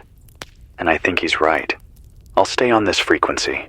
I'll keep checking in every hour, even when the shadows stop working, even when the water talks back. This is Jace Renner. Still holding, still writing it down, still waiting to hear you. It's 3:11 p.m. There's ash in the wind now. Not heavy, not falling like snow, but floating in spirals just above the roofline. I caught one on my sleeve. Looked like part of a feather until it touched the window and vanished. Left no mark, no soot, just gone. The wind's carrying something from the east. Maybe fires, maybe dust, maybe pieces of things that don't burn right anymore. The water hasn't moved, still high, still flat, but the reflection's wrong again. A minute ago, I leaned over the porch rail and looked down, and I swear I saw movement in the water that wasn't mine, like a second version of me, moving out of sync, staring up with a look I didn't recognize. I didn't wait to see if it blinked. I stepped back inside, locked the door. I keep doing that, even though I know a lock doesn't matter anymore. Not with what's out there. A few minutes ago, I caught a new signal. First real voice I've heard in hours. It was a kid, maybe 12 or 13. Said his name was Luca, broadcasting from the roof of a high school gym in Tillamook. Said the school's half underwater, but the gym floated. That's how he put it. Floated. Like the whole building lifted just enough to stay above the flood. He's got 2 other kids with him. Doesn't know where the adults went. Said the parking lot was empty when they came out of the locker room after the alarm stopped. He's rationing water with plastic cups and rain collection bins. One of them found a lighter and keeps it in a sock to keep it dry. ended his call with this: "I don't think this is a storm. I think it's a test. Luca, you passed. You made it this far. You're not alone." Another signal, scattered, fuzzy, came in from a woman who only gave the name Ruth. She's somewhere near Florence, maybe in a lighthouse or a ranger cabin. She didn't say much, just a few words over and over. They came out of the tide. They walked up like they remembered the shore. They were wearing clothes we buried years ago. Then her voice cut off. I waited, then called back on her frequency. No response. If you're near Florence, if you see movement near the water, approach with caution. If you don't recognize someone, wait to see if they blink. If their clothes look too dry, walk the other way. This isn't just a flood anymore. You know that. I know that. The sea didn't just rise. It opened, and something stepped through. More signals coming in from inland. People in places like Pendleton and La Grande saying they're feeling tremors every hour now. Short, like a heartbeat under the dirt. One guy said the floorboards of his barn are rising and falling in time with the ground, like something breathing just below the surface. A woman named Jolene said she found a tree uprooted in her yard that hadn't fallen, just lifted, like the roots came up from underneath on purpose, like something pushed it out. She said the dirt under it was warm. I want to go back to the orchard. That signal's still coming in. Stronger now, repeating tone with a modulation every 90 seconds. It's too clean to be accidental. Somebody out there is maintaining it. Here's what I've managed to pull from the signal when slowed down. 4 tones, a pause, then a 5th that's slightly distorted. I've played it through a few filters, and the distortion sounds almost like a voice, but it's buried in noise, like someone whispering underwater. If you're the orchard, whoever you are, we hear you, but we need more. We need words, names, a message, something real. People are looking for you. We need somewhere to go. All right? A few more names for the wall before I rest the transmitter. Kellen, last seen outside Eugene, age 9. Mrs. Halverson, math teacher from Astoria, wearing a red scarf. Andre, hospital orderly from Salem, carrying a red and white first aid pack. Rosa and Denny, couple last seen kayaking near Coos Bay. Uncle Nicky, reportedly leading a group of 10 on foot near the Cascades. And from a message scratched into the side of a cereal box left outside a shelter in Bend. If you find this, we went east. No names. Just that. Sometimes that's all you can leave. If you've got a name, send it. I'll say it. I'll remember it. Because we still deserve to be remembered, even now. Especially now. Before I sign off this hour, something odd. About 20 minutes ago, the air inside the station shifted. No wind, no window open, but I could feel it. The way your ears pop when something heavy passes by, even when you don't hear it. And all the dials on the receiver spun once, just once. No signal spike, no surge. Just one slow turn, like something brushed against the world and moved on. I don't know what's coming, but I can feel it getting closer. This is Jace Renner, still here, still signal bound, still holding on. It's 4:02 p.m. I don't know if you can hear it on your end. Maybe the mic's not sensitive enough, but there's this sound coming through the trees right now. It's low, distant, and steady, like a long chord being played under the soil. Not mechanical, not thunder. It just keeps humming under everything. You don't notice it right away, but once you do, it's all you can hear. It's been growing louder since the last hour. And the water? It started to pulse. Not waves, just small, vertical rises in place like something underneath is pushing upward and letting go over and over, like breathing or flexing. It's been exactly 11 seconds between each pulse. I timed it. I don't know what that means, but the rhythm's holding. Still no aircraft in the sky. No helicopters. No drones. I'm starting to think we're not being ignored. We're being cut off. Sealed behind whatever this is. Like the ocean didn't just flood the land. It rewrote it. Pushed us into a pocket of world that isn't finished loading. I tried flipping the frequency again, just to see if the East Coast was still alive. Silence. Except one channel that keeps repeating the same phrase in broken bursts. Signal breach. Origin compromised.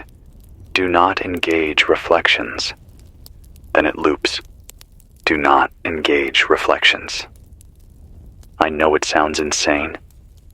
I'm not saying I believe everything I hear, but you try staring at your own shape on water that doesn't ripple, after hearing stories from survivors about shadows blinking the wrong way, and then tell me it's not possible.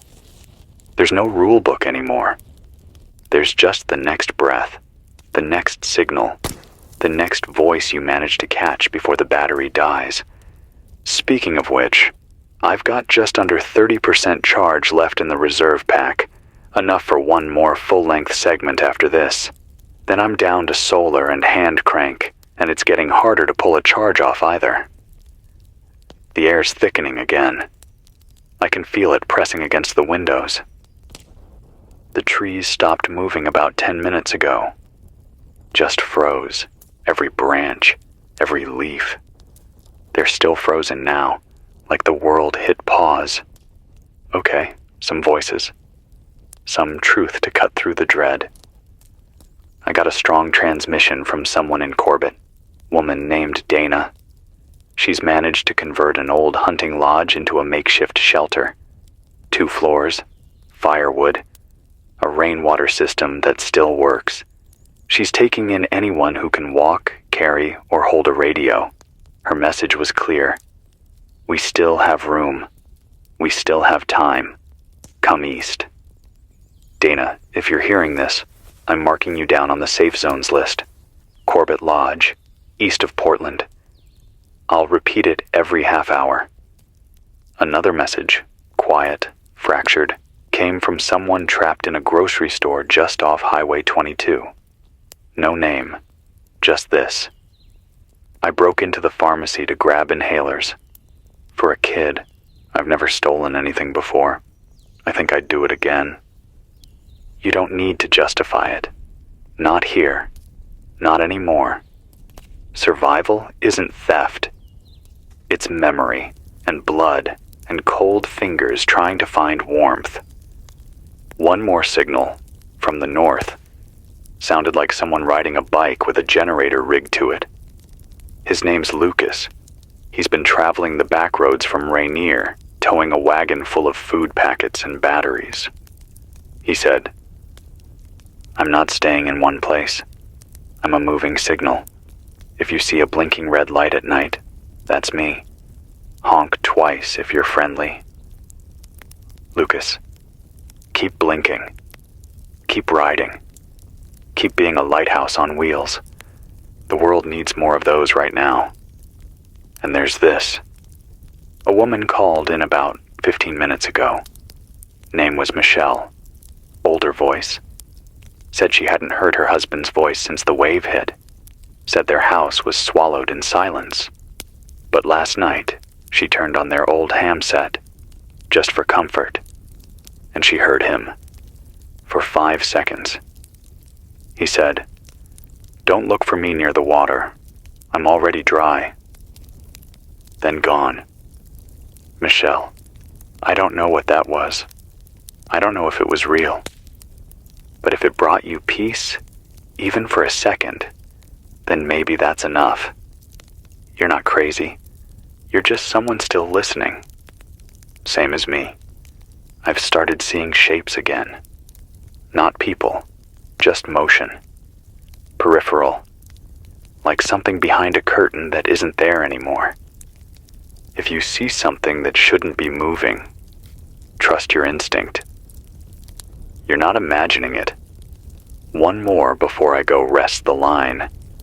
There's a message scratched into the side of an empty propane tank someone left on my porch last night. I didn't see who dropped it off, but the words were clear. We are underneath now. The water only told us. I don't know what that means, but I wrote it down. Because when the ground breathes, when the light lies, and the ocean remembers your name, writing things down is how you stay human. This is Jace Renner. I'm not turning the mic off. Not yet. It's 4:57 p.m. There's something circling the station. I haven't seen it, but I've heard it. Slow. Crunching the gravel outside like it's thinking about coming in, like it's remembering how doors work. It doesn't knock. It doesn't call out. It just walks, always one step behind wherever I'm not looking. I turned off the lights inside, covered the window with the emergency blanket, the kind that shimmers when you move it. Now the whole room looks like the inside of a survival manual. I'm sitting on the floor now, mic in my lap, back against the wall where I can see both the door and the console. If anything tries to come in, I'll hear it. The power's steady. Solar panels still feeding enough to keep the mic hot. But it's starting to feel like whatever's outside isn't in a rush. Like it knows I'm not going anywhere. Still, I'm here. Still broadcasting. Still listening. Let's get to the voices. That's what this is for. A woman named Sonia called from Eugene, still hanging on. Said she and her neighbors turned their apartment complex into a communal space. They've got 23 people spread between 6 second-story units, sharing food, water, and blankets. She said, "We were strangers before. Now we know who snores, who sings in the dark, who can still make kids laugh." She said one of the older residents, Mr. Liu, brought out a hand-carved chess set from 1985 and started teaching strategy to 3 teenagers who'd never played before. Sonia said, "We're not rebuilding. We're surviving, with style." I smiled at that, for the first time in a while.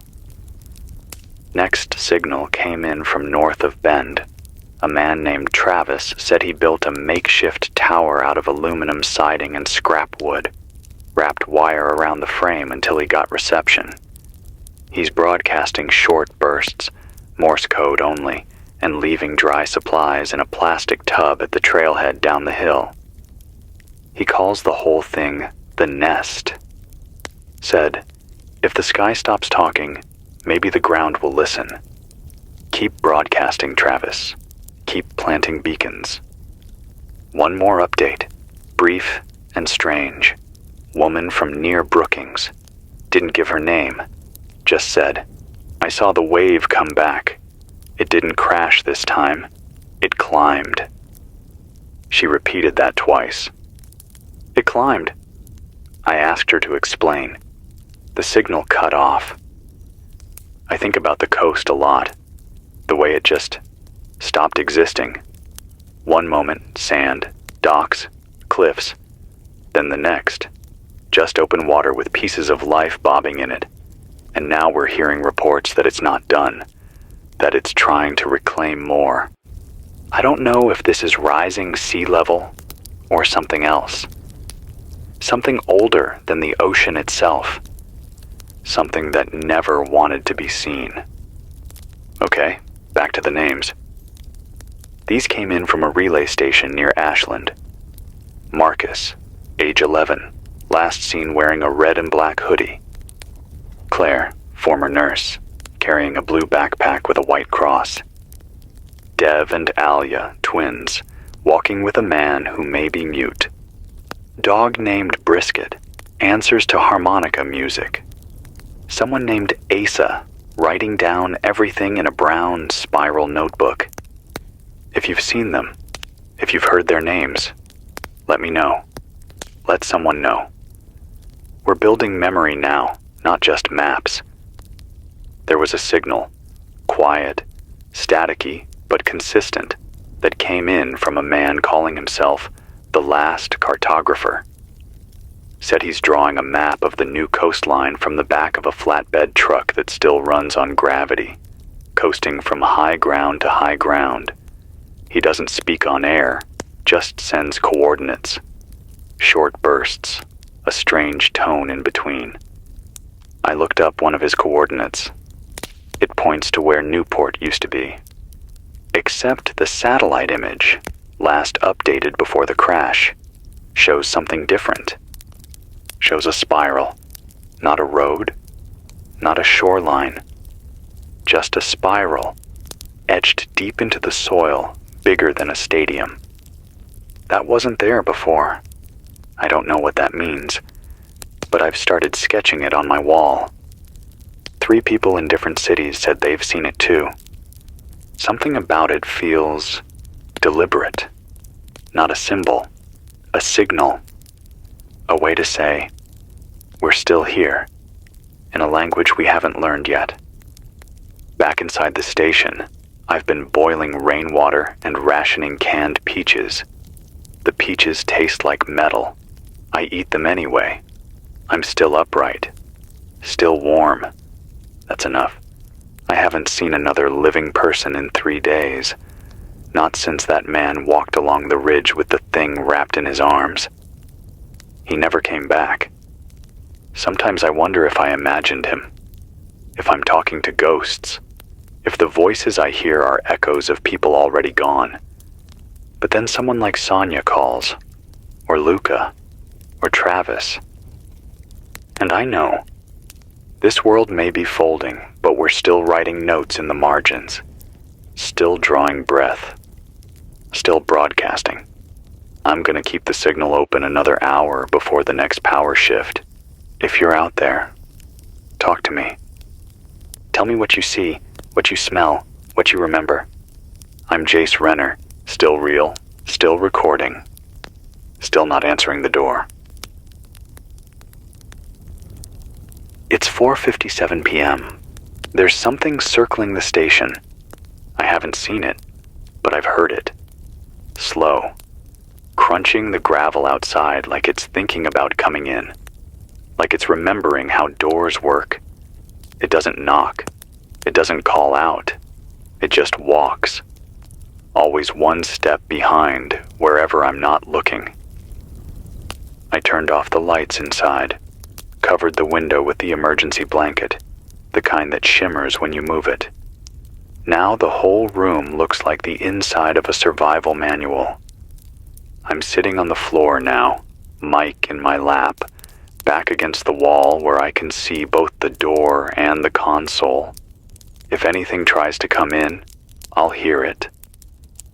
The power's steady, solar panels still feeding enough to keep the mic hot, but it's starting to feel like whatever's outside isn't in a rush, like it knows I'm not going anywhere.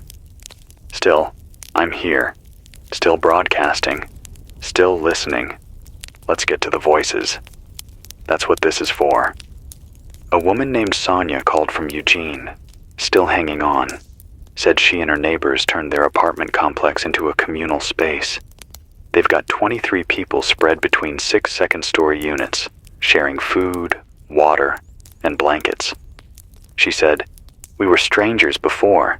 Now we know who snores, who sings in the dark, who can still make kids laugh." She said one of the older residents, Mr. Liu, brought out a hand-carved chess set from 1985 and started teaching strategy to 3 teenagers who'd never played before. Sonia said, "We're not rebuilding. We're surviving with style. I smiled at that, for the first time in a while. Next signal came in from north of Bend.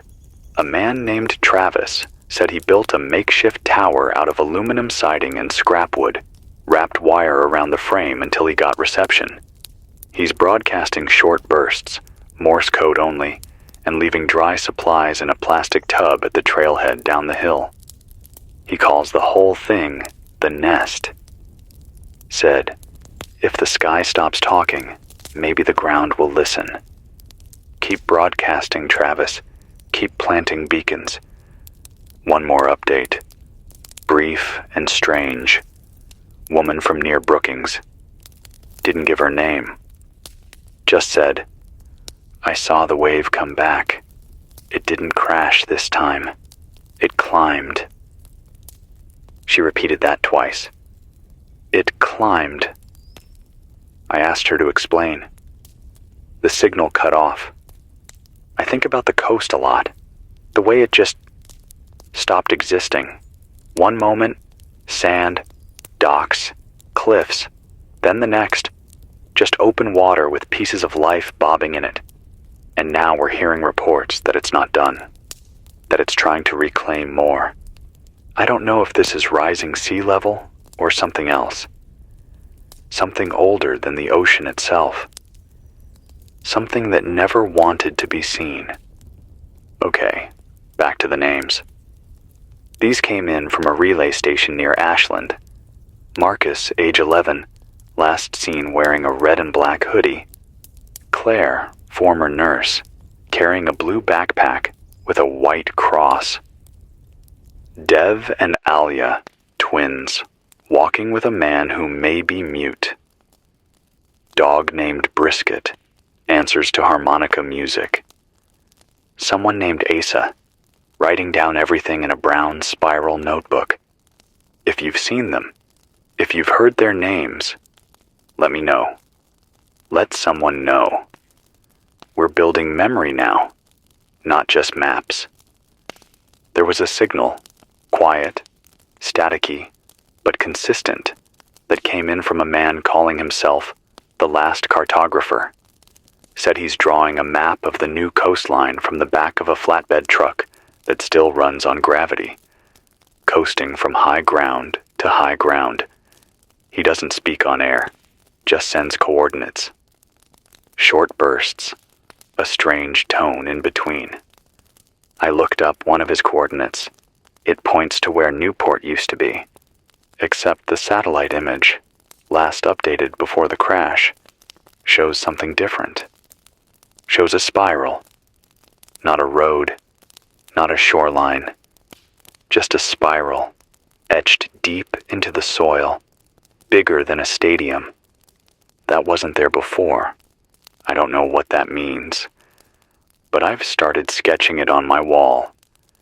3 people in different cities said they've seen it too.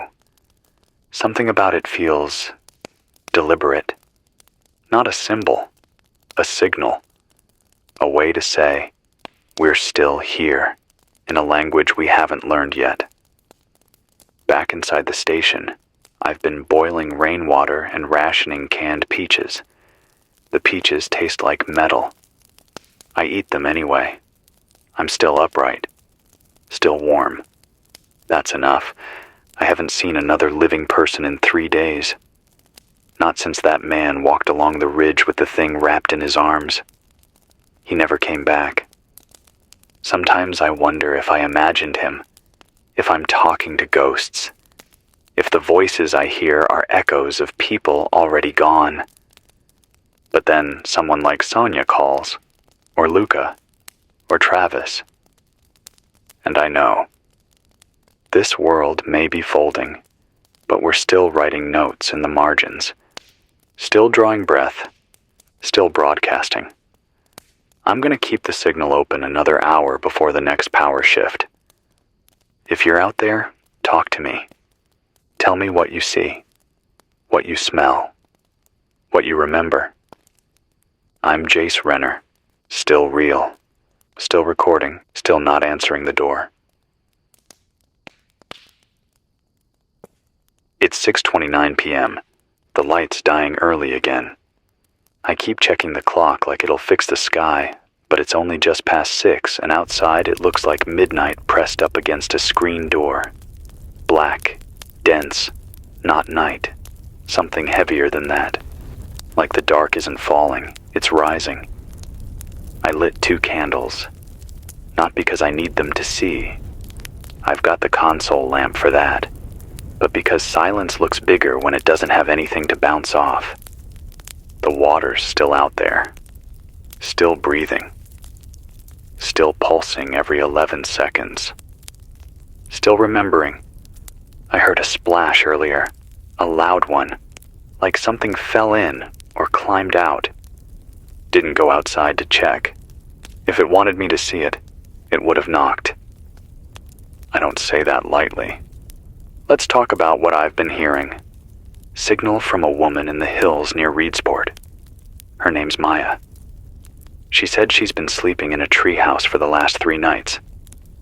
Built it with her grandfather years ago, back when they thought the worst thing a summer could bring was mosquitoes and wildfire smoke. She's alone now, but the tree held. She said, "The roots are wet, but they remember being strong." Maya, if you're still up there, tie a flag to the railing. Wrap your signal in foil. We'll find you. Another voice, rougher, older, a man called Eugene, came in from somewhere around Philomath.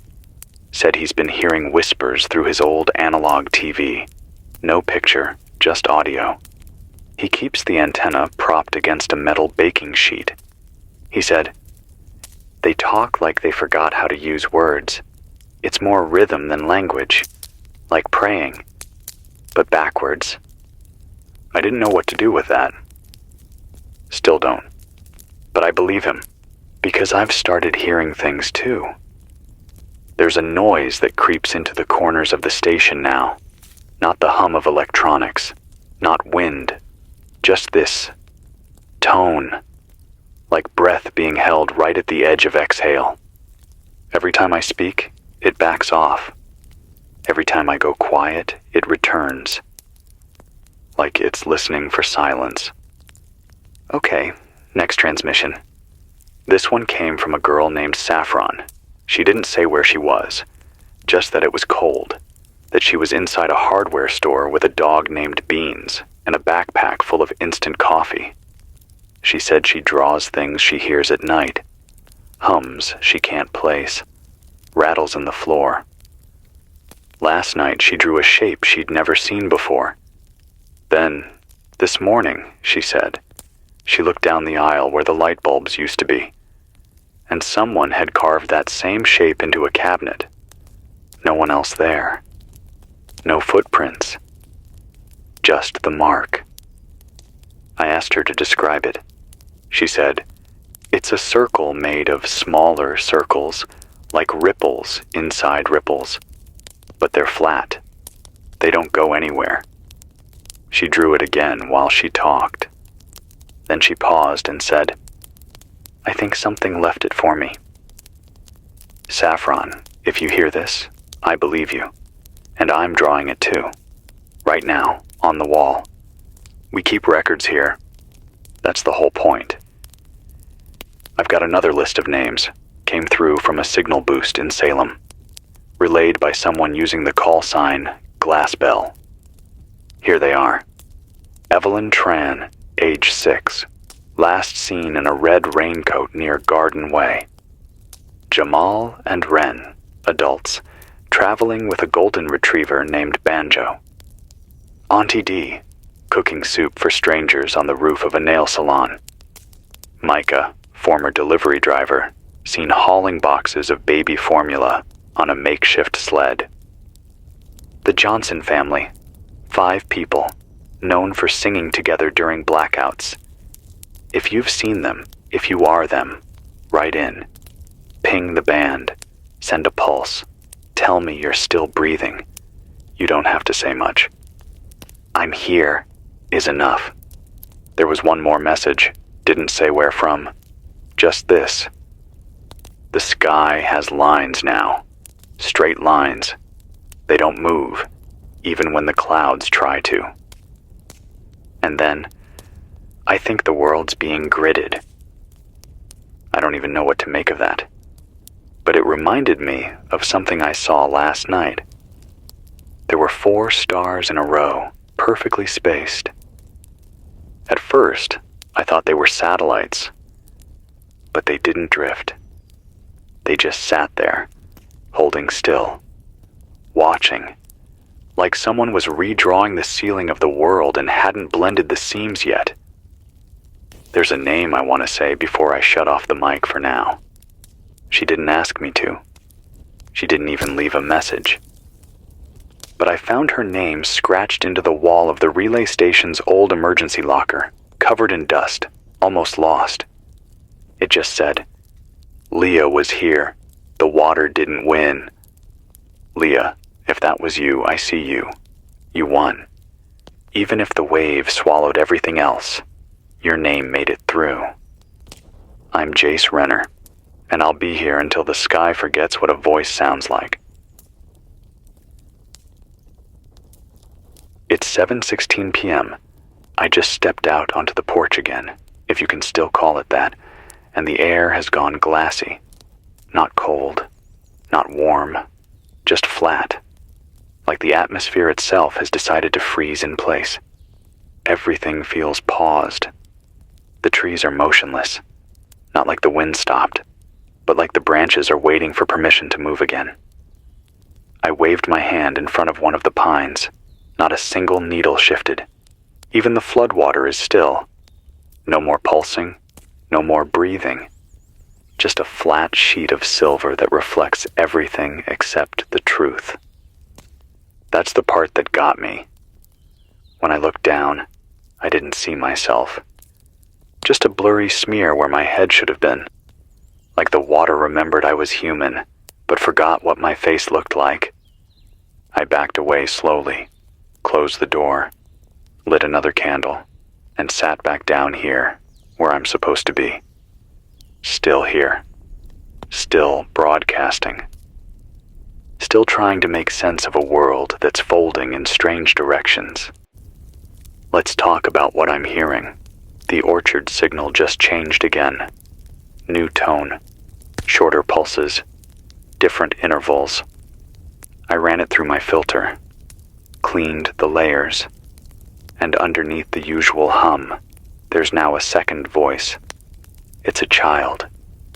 It says, "We built a place where the light can't find us." Then a pause. "We planted quiet in the ground." Then it loops.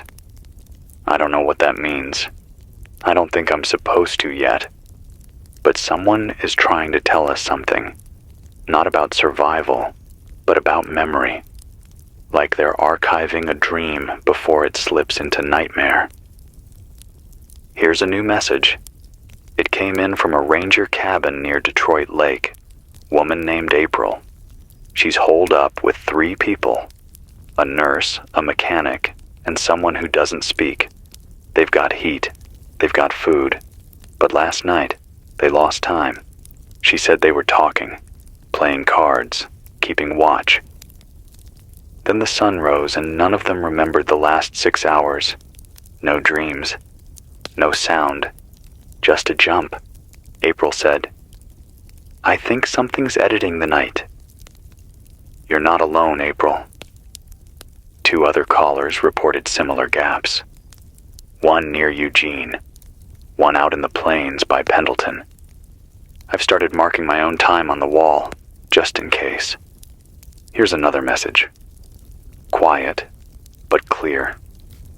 A man named Caleb, different Caleb than before, says he's traveling west on foot with a wagon strapped to his shoulders.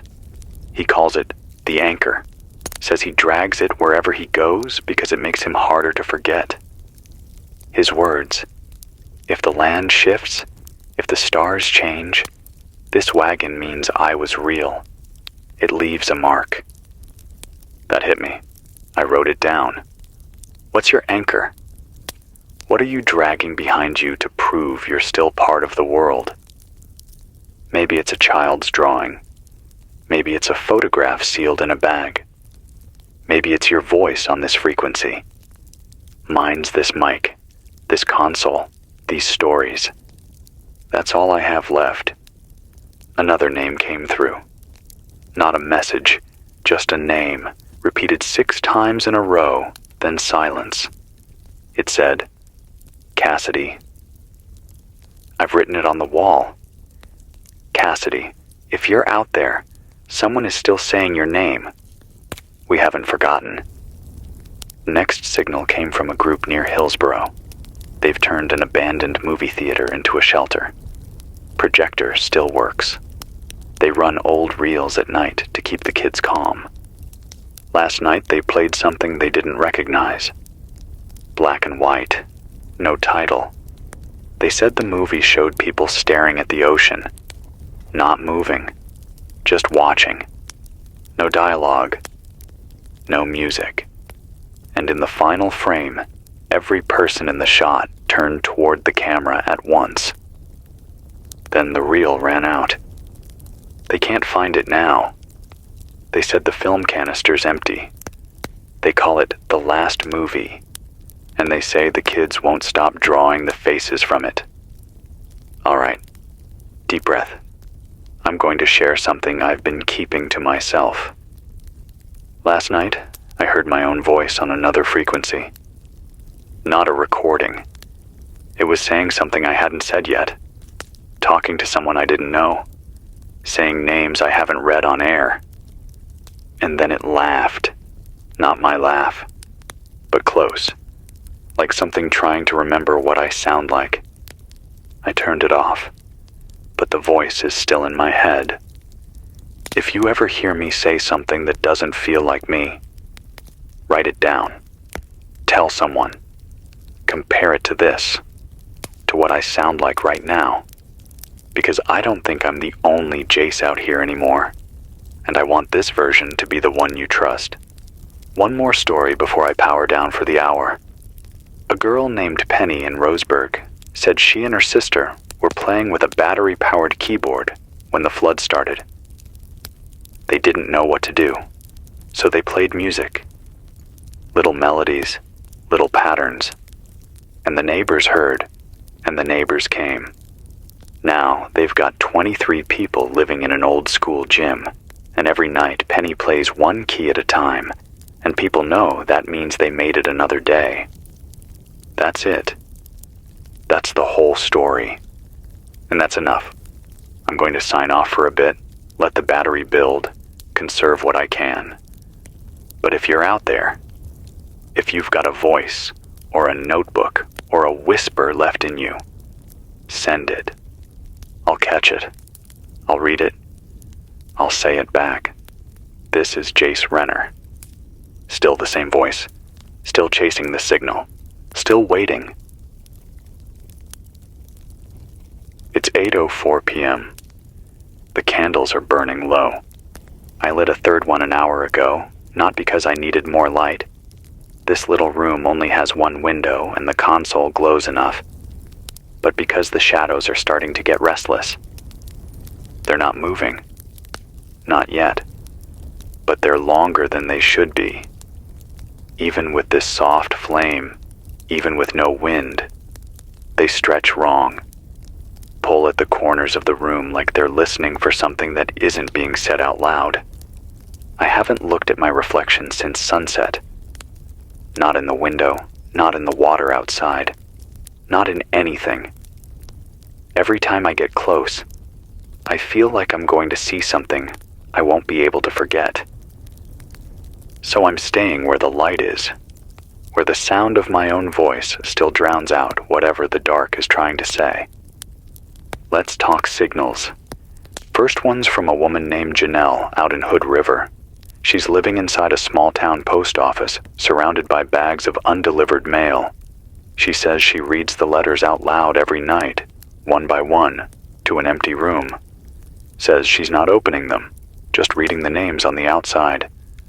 I figure someone should, she said. Feels like all these people were waiting to be remembered. Janelle, I'm writing that down, and I'll say one of those names here tonight, just to keep the thread going. Derek Mueller, P.O. Box 1192, Gresham. If you're out there, someone still knows your name was meant to be said. Next voice. Young, maybe high school age. Didn't give a name. Said he's staying in a train car stuck on a hillside track above Corvallis. He said it's tilted, like it's about to tip, but it hasn't yet. He doesn't leave it much. Not since the thing in the sky passed over him. Said it looked like a bird at first, then a plane, then neither. Just a long black shape that cast a shadow, but made no sound. He said he's been sleeping in shifts ever since. I think it's still looking for me, he said. If you're listening, lock the doors. Stack something against the windows. Not because it'll stop anything, but because it gives you something to believe in. Another message came through from a couple out in Drain. They didn't say much, just that they've got a fireplace, 3 blankets, and a shortwave rig that can only broadcast for 30 seconds every hour. They said the river changed color, went from silver to green, then to something like dark tea. They said it smells like vinegar now.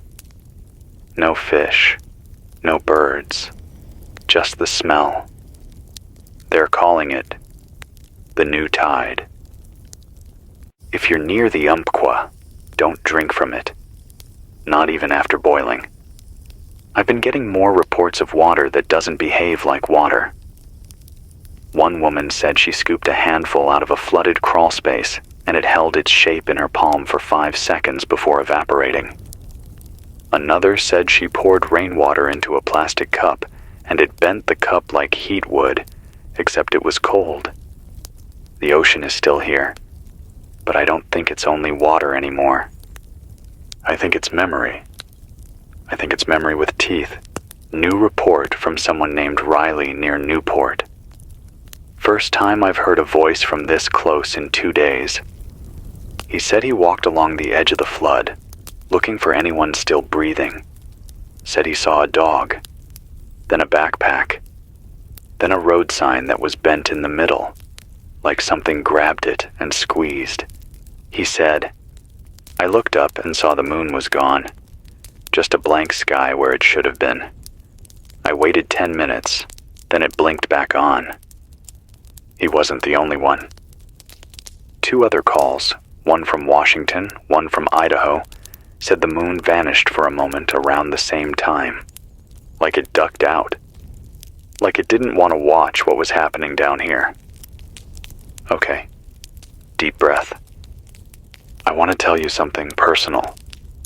Last night, during one of my off-air moments, I walked the length of the hallway behind the studio and found a note I'd written 2 days ago. Only I don't remember writing it. It's in my handwriting. It's on my notepad, but it says, when the stars rearrange, go quiet. Let the tide pass through you. I don't know what it means, but I've torn the page out and pinned it to the wall, just in case. All right. Last message of the hour. A woman named Natalie radioed in from the rooftop of a courthouse near Coos Bay. Said she's alone now.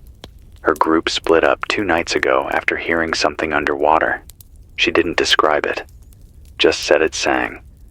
Now she lights a flare every hour on the hour. Not because she expects anyone to see it, but because she wants something to know she saw it first. She said, if we're going to go down, I want the sky to remember that someone looked back. Natalie, I'm looking back. And I see you. To everyone else still out there, still sending signals, still fighting the pull. Hold tight to the voice you recognize. Even if it's shaking, even if it's tired, even if it's mine. Because it means we're still here. I'm Jace Renner, still in the room with the candles. still counting the pulses between silences. Still you. It's 9:12 p.m. The signal's thinner tonight, like it's struggling to crawl across the water, like it's dragging its stomach through a broken world just to make it to this station. I don't think we realize how much noise we used to live inside. Constant hum of things that were working. Refrigerators, streetlights, distant cars, the little click from the smart meter, planes far overhead, phones in pockets, traffic even in the distance.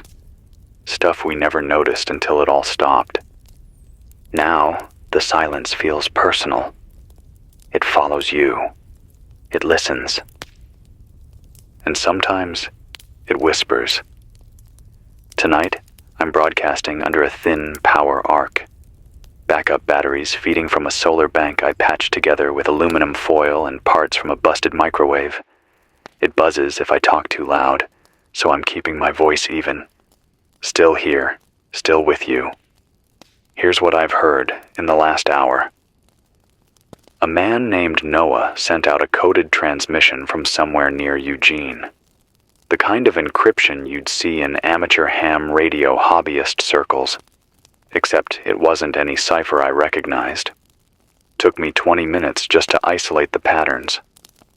I finally decoded one chunk, and all it said was, "Water is history." Another part read, "If you see yourself in the sky, turn away." I don't know if that's a warning or poetry, but I've written both down. Sometimes we don't get to know the difference until it's too late. Next, voice came through from a church-turned shelter near Creswell. A woman named Lucia is broadcasting on a loop using a shortwave rig and a hacked karaoke machine. Her message, "We are not dead. We are rebuilding. Bring what you have. We share everything." She ends it with a single chime from an old grandfather clock and starts over. "Lucia, I hear you, and I'm boosting your signal for the next 30 minutes. If anyone's near Creswell and you're walking alone, look for a building with a steeple and the smell of wood smoke. That's home now." Another call came in from someone named Owen. He said he's stuck in a stalled ambulance somewhere west of Sweet Home. Power's out. Doors won't unlock. His partner's gone. He doesn't say where. He's rationing oxygen and talking into a handheld mic like it's prayer. His last words before the signal dropped were, "I think I'm beneath the wave line now." I don't know what that means. But I'm leaving the mic open tonight, Owen, in case you find a way back. Still with you. One more name. This one carved into the concrete barrier of a washed-out overpass south of Springfield. Found by someone calling himself Skid. Said he walks the new roads barefoot to stay alert. He wrote, "Emily Raymond made it to the other side. She said the sky smells different there." No other message. Just that. Emily, if you hear this, we believe you. All right, let's talk about the moon again. I've had 4 separate messages tonight say it flickered. Not vanished, not hidden. Flickered. Like an image trying to hold focus. Like someone's adjusting the settings on the dome above us. One caller, no name, voice full of static, said she looked straight at it during the blink and saw something behind it. A shape. Bigger than the moon, just quieter, she said, like it's always been there. I want to laugh. I want to say we're all just tired and scared and hungry for answers. But I didn't look at the moon tonight. Because part of me believes her. Part of me doesn't want to know what's behind it. Now, a small update from the station. The backup system is holding. I scavenged a lithium pack from an electric scooter I found tipped over near the edge of the rise. I don't know the make, but the battery still had some juice. It bought me another 2 hours. That's how time works now. In batteries, in canned food, in the sound of one person still saying things out loud. I don't even know what day it is. I lost count after the second sunless stretch, but I mark each broadcast with a chalk scratch on the wall, and this is number 21. 21 times I've sat in this chair and pressed my mouth to a dying mic and said, "We're still here." And we are. Even if the world forgets what it looked like before the wave. Even if maps lie and phones rot and the government forgets how to answer. We're here. You're here. I'm still Jace Renner, still watching the candles, still turning knobs, still speaking into the dark.